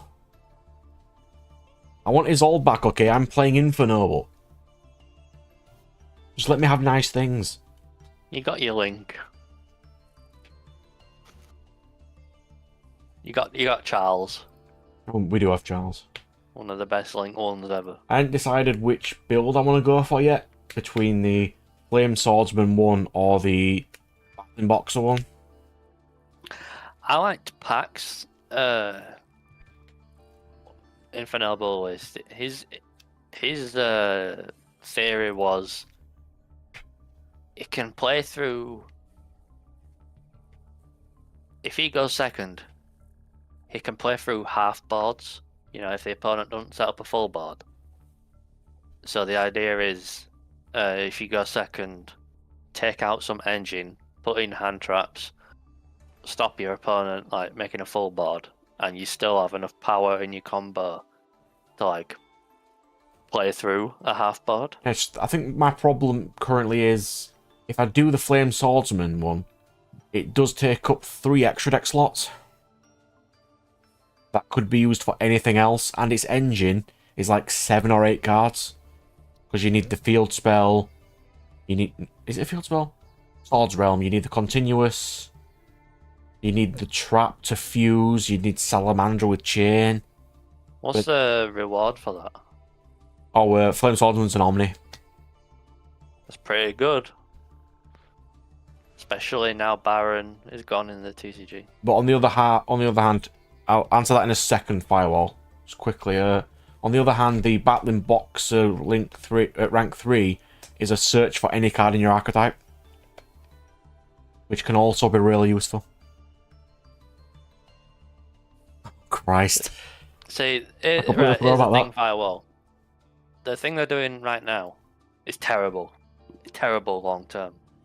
The thing they're doing where they're saying, Yeah, quickly, half an hour I'm going to be on for another. I'm going to be on for about another half an hour. yeah, this thing with Sangan summoning, Miscellaneousaurus, and Ancient Gear Factory, is it? No, where there's just these blanket effects that say for the rest of this turn you can't interact with your opponent. To be fair, the That's- Ancient Gear one was made just before to make Ancient Gear good. But right I'm now, just saying. Sangan summoning should not have been a thing. I'm just saying, as a concept, these types of cards are not the answer. They're terrible for the game. The same with Dark Ruler No More, Super Poly, Droplet, No, I agree with Super Volley. and don't forget, I'm a Mech Knight player. Like, I am playing blind second, so like, I'm suffering on this. I'm dying on this hill. Like, I am the one getting comboed on. But even I can see it's not the answer. The answer isn't how. The answer isn't what do you give going second players to break a 5 negate board. The answer is don't have a 5 negate board in the game. Yes, to so begin with. to answer that one there, I'm sort of in agreement with that sort of thing of how would you propose they deal with a 5 negate board? In a way, Konami has been with getting rid of generic Omnis. Like, Baron and Apo are gone. And Savage. And honestly, the end boards are a lot more manageable now. They also it's all to do with the end board about what you do going first, and to some extent the what do you call them, mulch armies, kind of help with this, especially since they're only good going first. I mean going second, sorry.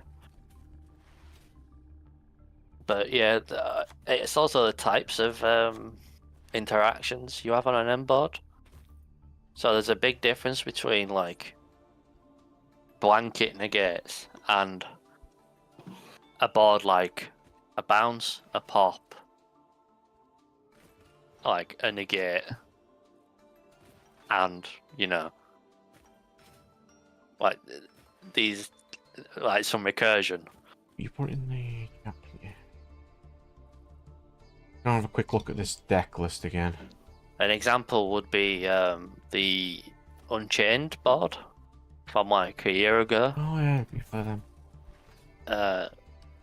It had like a pop, a link, like where you use your opponent's, you like link with your opponent's monster. And then it had 2 monster negates.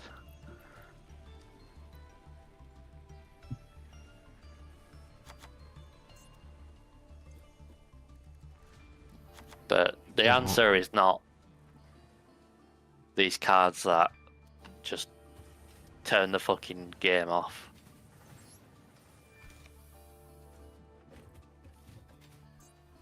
You also need more cards like Ecclesia, what's her name? The Virtuous? Yeah. Ecclesia the Virtuous, you know the Sword Soul card? That its effect reads will you pull up Ecclesia for me? Which one? The Virtuous. I think. This one. No, the Sword Soul one. Incredible.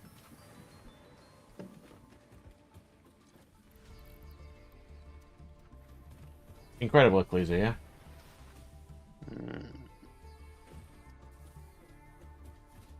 Yeah, this one. Yeah.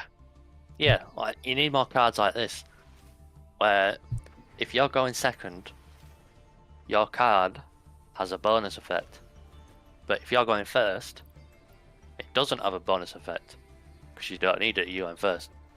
So it's like these cards that are main deckable. So you don't need to, like, pile your side deck. Also, full. because it's a special summon, your opponent's not immediately going to out your normal summon. Because a lot of older decks are they die, well, live or die by that normal summon. Yeah, exactly. So like a card like this is perfect. It's not broken at all. Nothing broken about this card. But it helps going second. But it's also a perfect starter going first. Like, this is healthy design. Okay. Sang and summoning is not a healthy design. How do you play around somewhat mediocre boards with hand traps? That's fine. That's fine. I'm not too fussed about that. That's actually what you want, in my opinion. That's mid-range Yu-Gi-Oh! That's fair. It's like 1 or 2 on-field interact. Because the idea then is, if a board is layered, like you have a couple on-field interactions, a couple in hand, and that's it. You don't need evenly matched Dark Ruler to break that board. You just play engine. You play more engine. You play more gas. You play more actual cards of your deck. And that's a really good thing. Like, those types of boards encourage more engine. Like engine versus engine, which is actual Yu-Gi-Oh!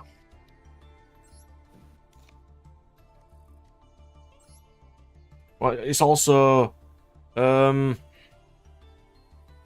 it's fine playing against decks with, mid-range when they have hand traps, providing your deck is also similar scale. I can see if people are playing, for fun, and your opponent plays even a lower tier deck with hand traps, they're not going to have a fun time. You also need more decks like that play similar to tier, where you both play on each turn. For example, tier element Havness. Like, essentially you can play on your opponent's turn, your opponent plays on your turn. Neither of you is sat there watching the other combo infinitely. You're both interacting with each other at all points in the game. Obviously, tier in isolation was terrible because it was the only deck in the entire game that could do that. So that was really bad. What you need is you need every deck to be able to play and interact with each other. Instead of you play, I play, you play, I play. It's like they're like non-games. And this actually comes into this actually leads into a discussion I wanted to have about the side deck. Is like I've been watching a lot of YCSs recently. The side deck is like the most boring part of the game at the moment for me. It's like as soon as the side deck comes into play, people put in 15 floodgates if they know they're going first. I feel that's also an extra deck thing. It's just become a tool of, well, I don't need to draw them, it's there. Yeah, but this thing of, because you'd think in theory the side deck should fix problems, shouldn't it? It helps out toxic cards, it gives you answers to stuff. But then you look at what actually happens in every YCS game 2. The player who knows he's going first puts in 15 floodgates, blowout cards, everything that turn the game into. Did you draw D barrier and end the game instantly, or did you not? It's like, wait, game 1 was way more interesting. You mean just draw the out, bro? Yeah, because in game 1, both players have to build the deck balanced But in game 2, the deck is just the games are just like dog shit. Yeah, Like, 'cause the game side 1 is deck- usually always the most balanced and fair. yeah. Like, Game 2 and 3 can be absolutely garbage. the way the side deck is, I wouldn't want to remove the side deck because it adds strategy, but there's a lot of shit getting abused in the side deck that make games so bad. Yeah, because when you not go in fun. second, you just side out some stuff and put like 3 evenly in. Yeah, exactly that. Right. You're going first. You're in game 2, but you know your opponent's gonna play 3 lightning storm, 3 evenly, 3 dark ruler. Like, very few decks can actually survive that. So you need to put 15 floodgates in. It's like, so this has just created an absolute shit show of a game now, hasn't it? Like, game 2 is you trying to draw floodgates, your opponent trying to draw like blowouts. It's like, we're not even playing Yu-Gi-Oh anymore. The first game had nothing to do with this. Yeah, the side deck is probably the most useful tool you can have to beat most decks, but then, for some reason, in Master Duel, they decided to go for best of 1 and introduce Tempai. Or like, you just gonna have like 3 sphere mode, 3 kaijus and everything. It's like,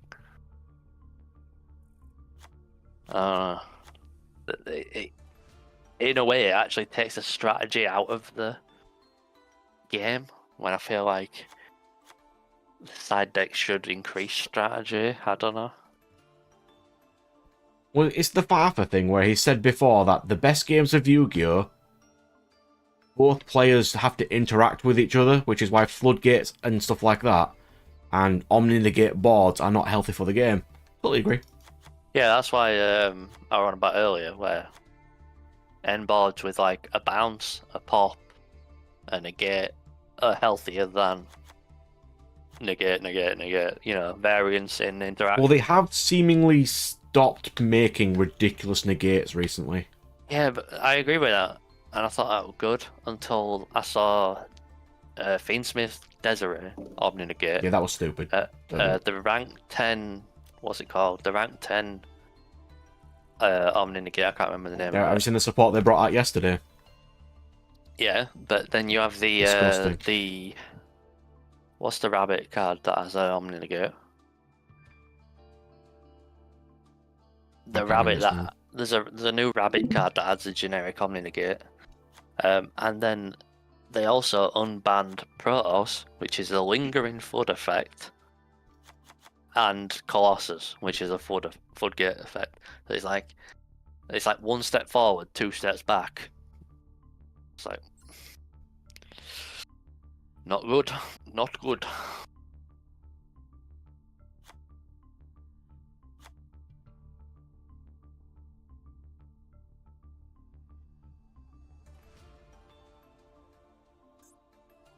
I totally agree, but for me, the difference between games and Yu-Gi-Oh! Is just they have costs, and they're fair. Yu-Gi-Oh! In general, you can play any card at any point providing you have the ability to do so. It is fundamentally an unfair game.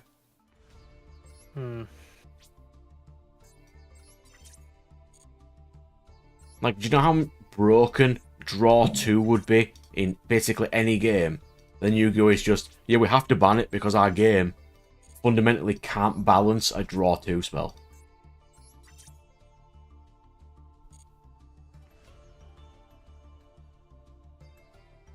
So stupid.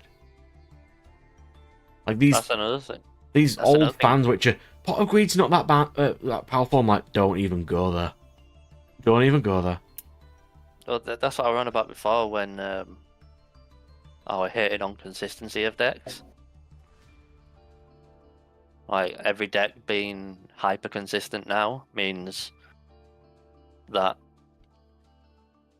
essentially one card becomes an end board. Yep, Because one card gets you to your starter gets you. I've had to Like, do all your things with that in pieces. Dwarves recently, where when I make a new deck, I'll have one searcher. So then each deck has a searcher to make it fair. Because if I print one without one, it's not going to be used, so and stuff like that. But it's a bit of a pain in the ass. So, hear me out on this, yeah? I was thinking, because decks are so consistent now, and essentially a full archetype is a deck. Yup. Decks. I mean, Yu-Gi-Oh games play out. They almost become very similar, you know. They get repetitive. There's no variance. There's no Yeah, combo. It's got very linear combos. Yeah. Yeah, and each game has a very set pattern. Whereas if you had, say, the minimum deck size was 60, so you had variance. So people have got to play multiple engines with less consistency. So in any given game of Yu-Gi-Oh, you might go into one of 3 different engines, and each game plays out differently. Ooh, Because you know, you're not just going through the exact same line over and over and over. You have like games that play out differently based on like what engine you draw and stuff. So you have like difference in strategy, difference in like interactions.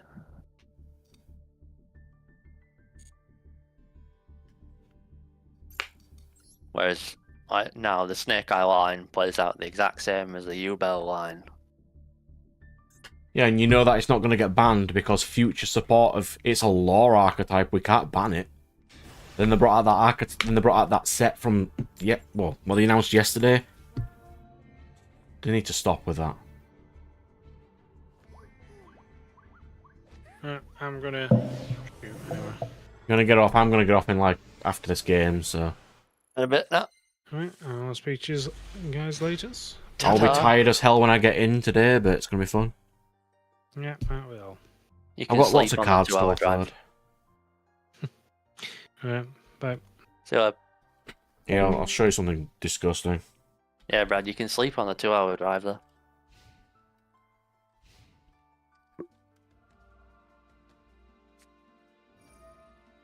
There you go. Look at this. Not even first ed.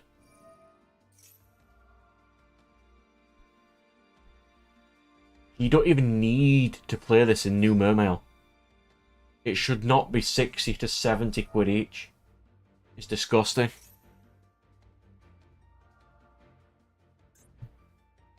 Ooh, Inspector Border. Let's go.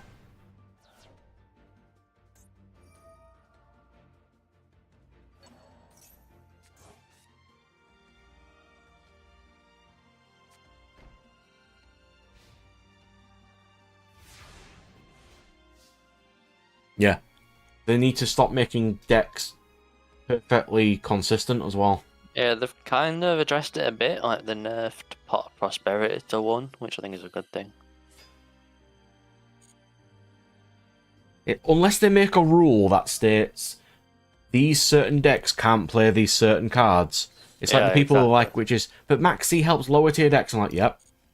It helps all decks. That's the problem. And If when it Snake was- Eyes is playing If it Max was C, how do you anything feel? tier 1 or 2 on this list can't use it, Yeah. sure. Yeah, they have that in they do that in League of Legends, you know, with item combinations. Like if you're playing this item, you can't use this other item because it creates like toxic synergy. That's too powerful. So unless you sell one of the items, you can't buy one of the items. You can't have them together. And that just stops abusing game mechanics. Whereas both those items are perfectly fine together for some champions to play because their kits don't interact Yeah, I with them think in the same Flesh way. and Blood has that, where they have a Yeah. ruling of, if you play this card, you also cannot play this card. You got to choose, but like you can play it, but if you play it with this certain card in your deck, you can't play it at all. I think that's pretty nice.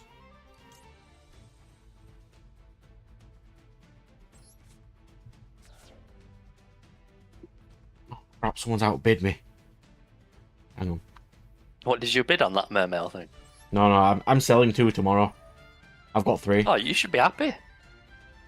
Providing they sell, I can build all the entire mermail deck with it. With just that money alone. I want to do what are So your problem is you. Oh, see you later, Farwell, mate. Indeed, it's good, sir. I'll see you later. We'll be on Nice next to week. chat with you. You're not Oh, feeling feel well. I do hope you feel better, sir. Yeah, me too. Hopefully the random chats you've had with us today has made you feel a little bit better. Yeah, I'm As sure much just as hearing random my people voice talking on the alone internet has can. helped. Yeah, I think we're doing alright. Runic with Tyrant's Tirade Inspector border. Yeah.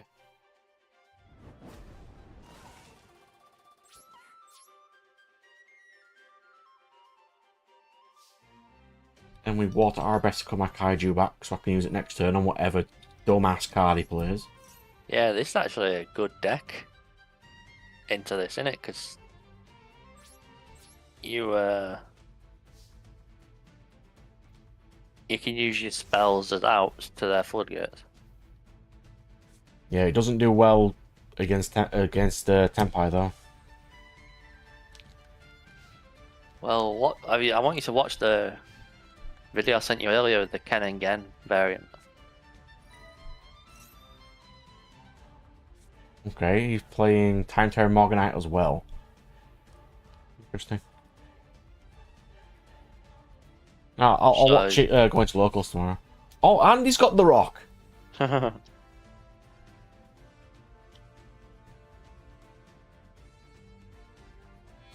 Is this literally Floodgate Turbo? Oh, SP. Yeah, you can't target my cards. Oh, actually, you can. It's not the green one.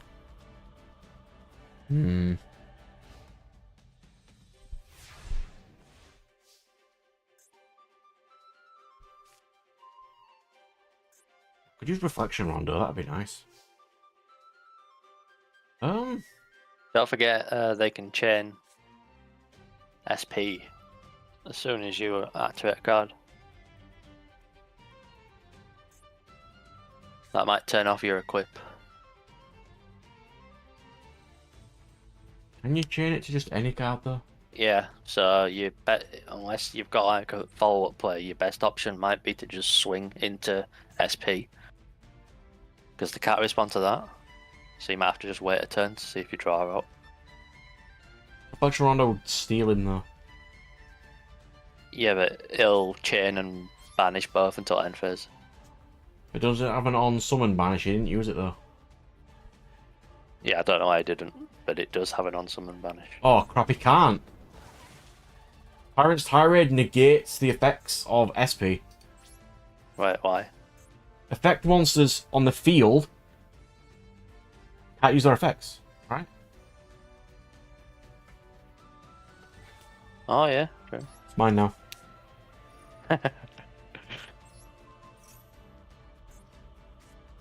If he knew he'd be using SP, why did he do that?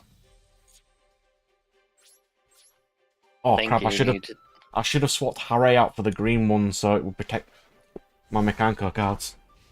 I'm assuming he wanted to out the Kaiju because it was doing so much damage to him. Kaiju didn't affect him. It was just 3300 beta. But yeah. Yeah, but that's 3300 every turn, wasn't it? You can't turn it off. Fuck's sake. Oh, that don't matter. I've got Harry.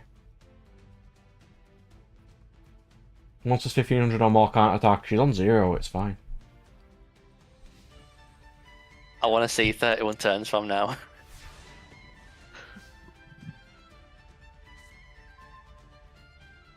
Kaiju. That doesn't help me. So now we have to use Water Arabesque.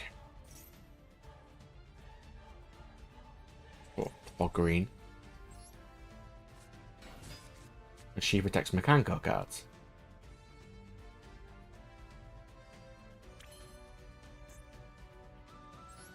What is this one? The special and Mechanco I want. And then 1500 or more. Don't have anything that's really weak. IP. It's over 15 though. IP. Yeah, it's on 16. No, IP. What IP? 800.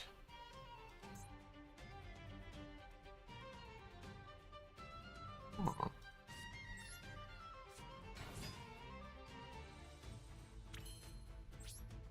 Wait one more time.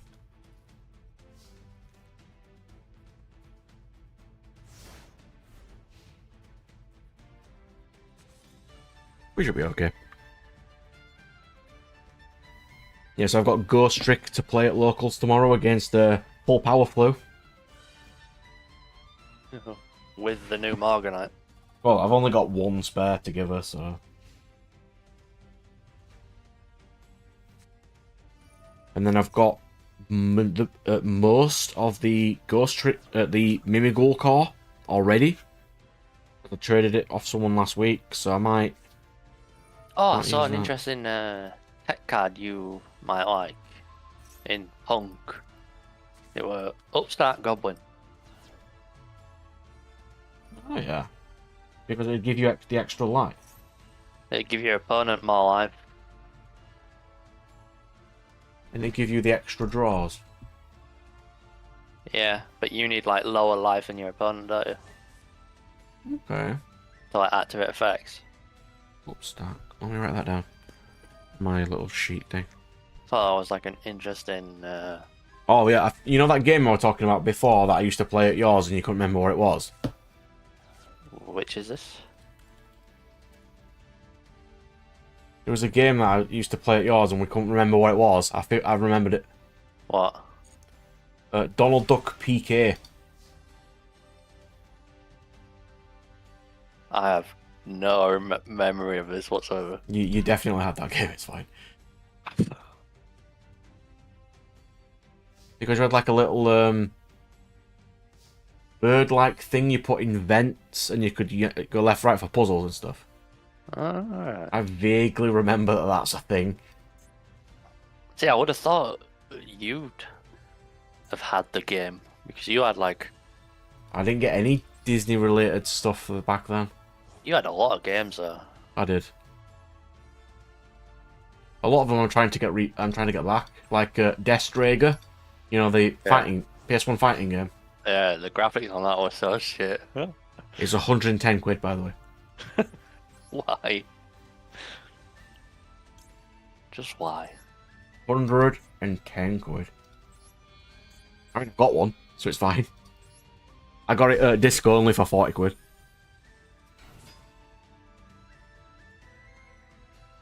You know, for just a quick let's try as a special. Yeah.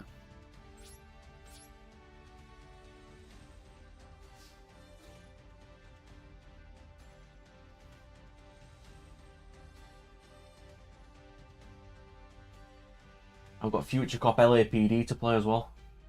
You took off. Quality game. That's so good. I remember I need to drag someone to my house to do 2-player co-op though. you used to have this. You used to use this proper annoying weapon. It was I used to spam the shockwave quite often. yeah, that's what I'm thinking. And I've also got Mystic Heroes to play as well. You know, a let's try of Mystic Heroes co-op will be quality. Yeah.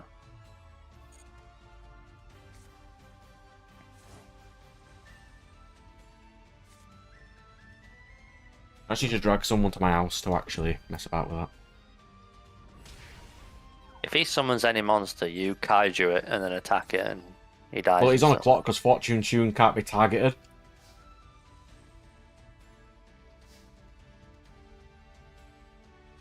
And eventually, he's gonna run out.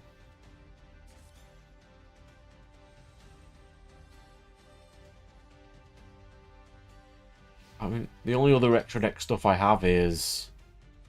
Yeah, it's just IP, innit? Almirage can't do it.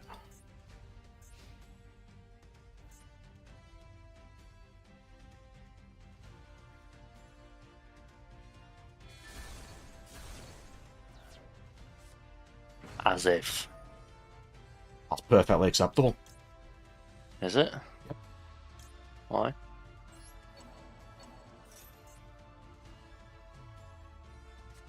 Because if he summons Ra, I'm just going to whack into it.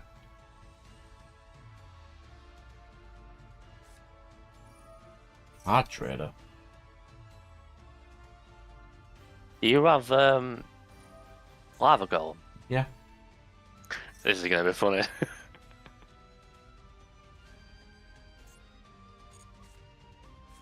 What the fuck does that do?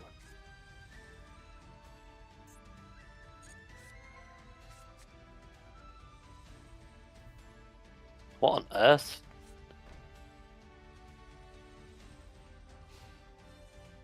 So that's a floodgate. Yeah, I'm just thinking, does he actually have Winged Dragon of Ra? He can't do.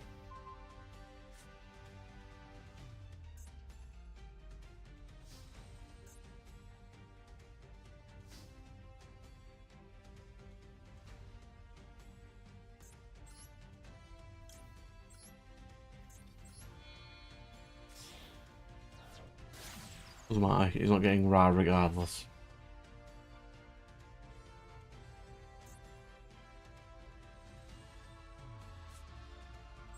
Set this. I feel content passing there. I mean, this is... We were just having entire chats about non-games. This is a non-game.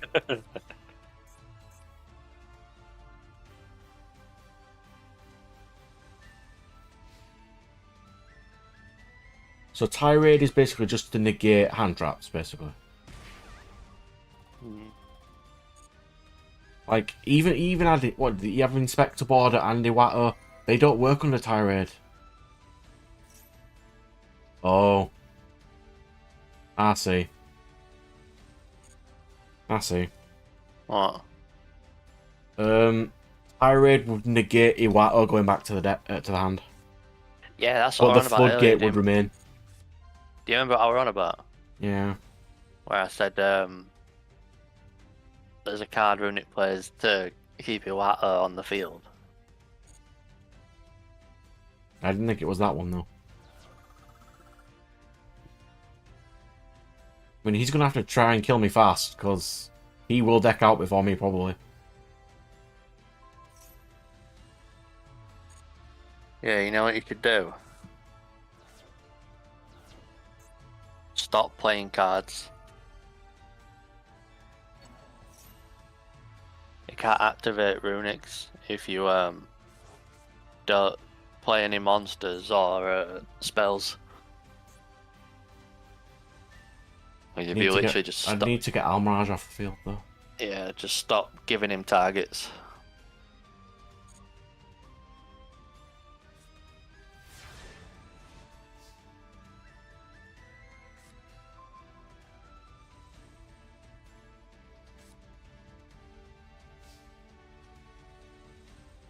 That is the most ideal card I could have drawn. I just need to get it in the grave somehow. Oh, play it and he'll probably pop it with one of the runics.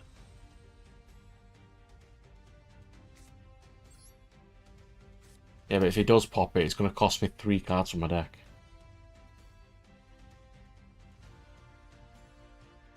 I can't cause any damage because of Messenger of Peace.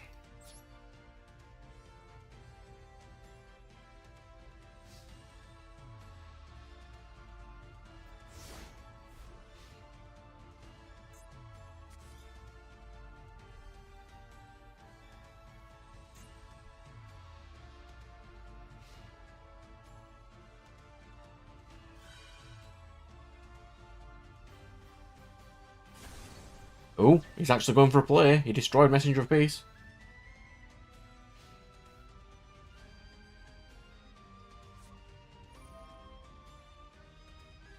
Special summon a runic.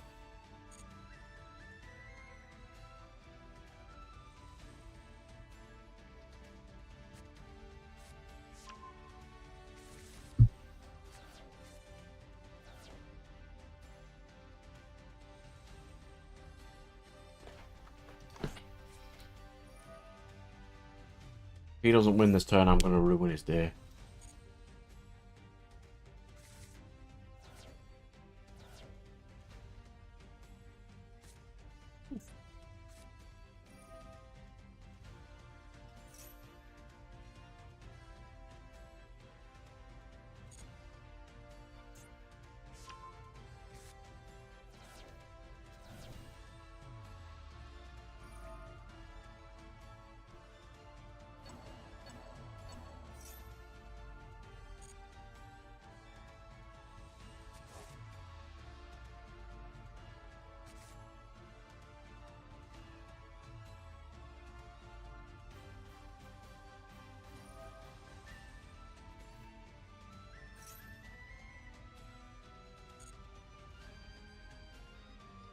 Hmm.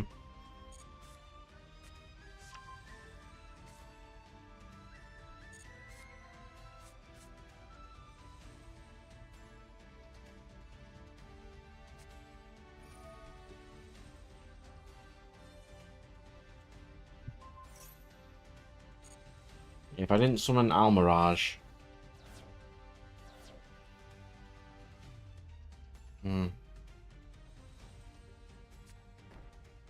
Do I have an ability to kill him this turn? I don't think I do. Well, if I lose, I lose. It's fine.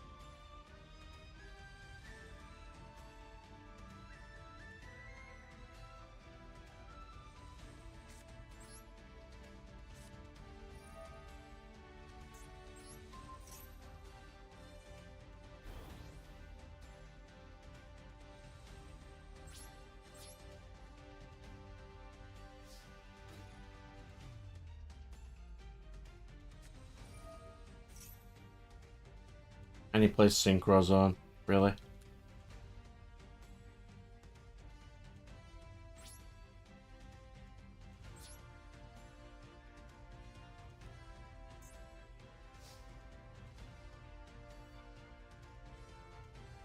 Yep, I've lost that game.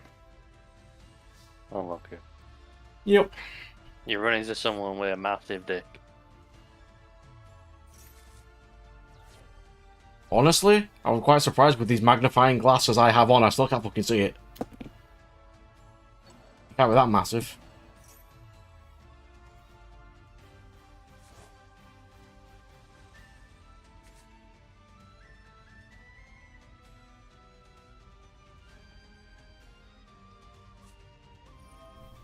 You know, it's kind of funny.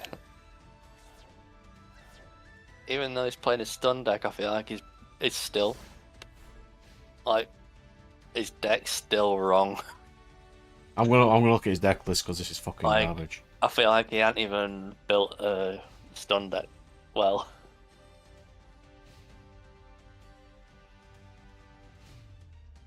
Like even the stun players think this guy's shit.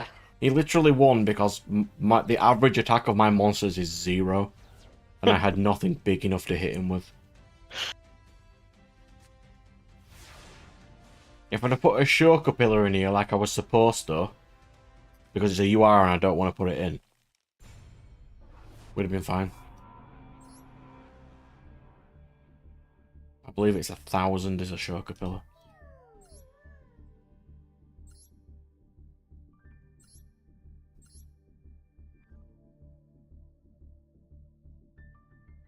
Wall of revealing light. God, if you'd have done that for 7k and I summoned a lava golem, that would be fucking glorious. I didn't play Wind Dragon around then. Probably not. He only had 4 monsters. Lovely. Yeah, you went on a nice little win streak there. But as soon as I switch to Mechanco, the deck that works. Yeah.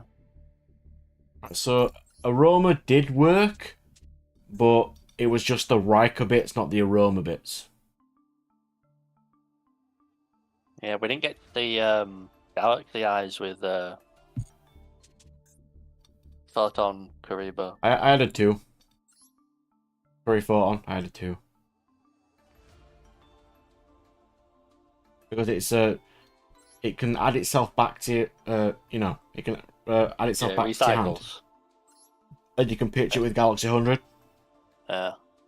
So you would What do you- always have access to it. What do you Cause- think of you can- Lancia? Lancia. Yeah, I wondered about Lancia if Spiritual Beast is going to be good.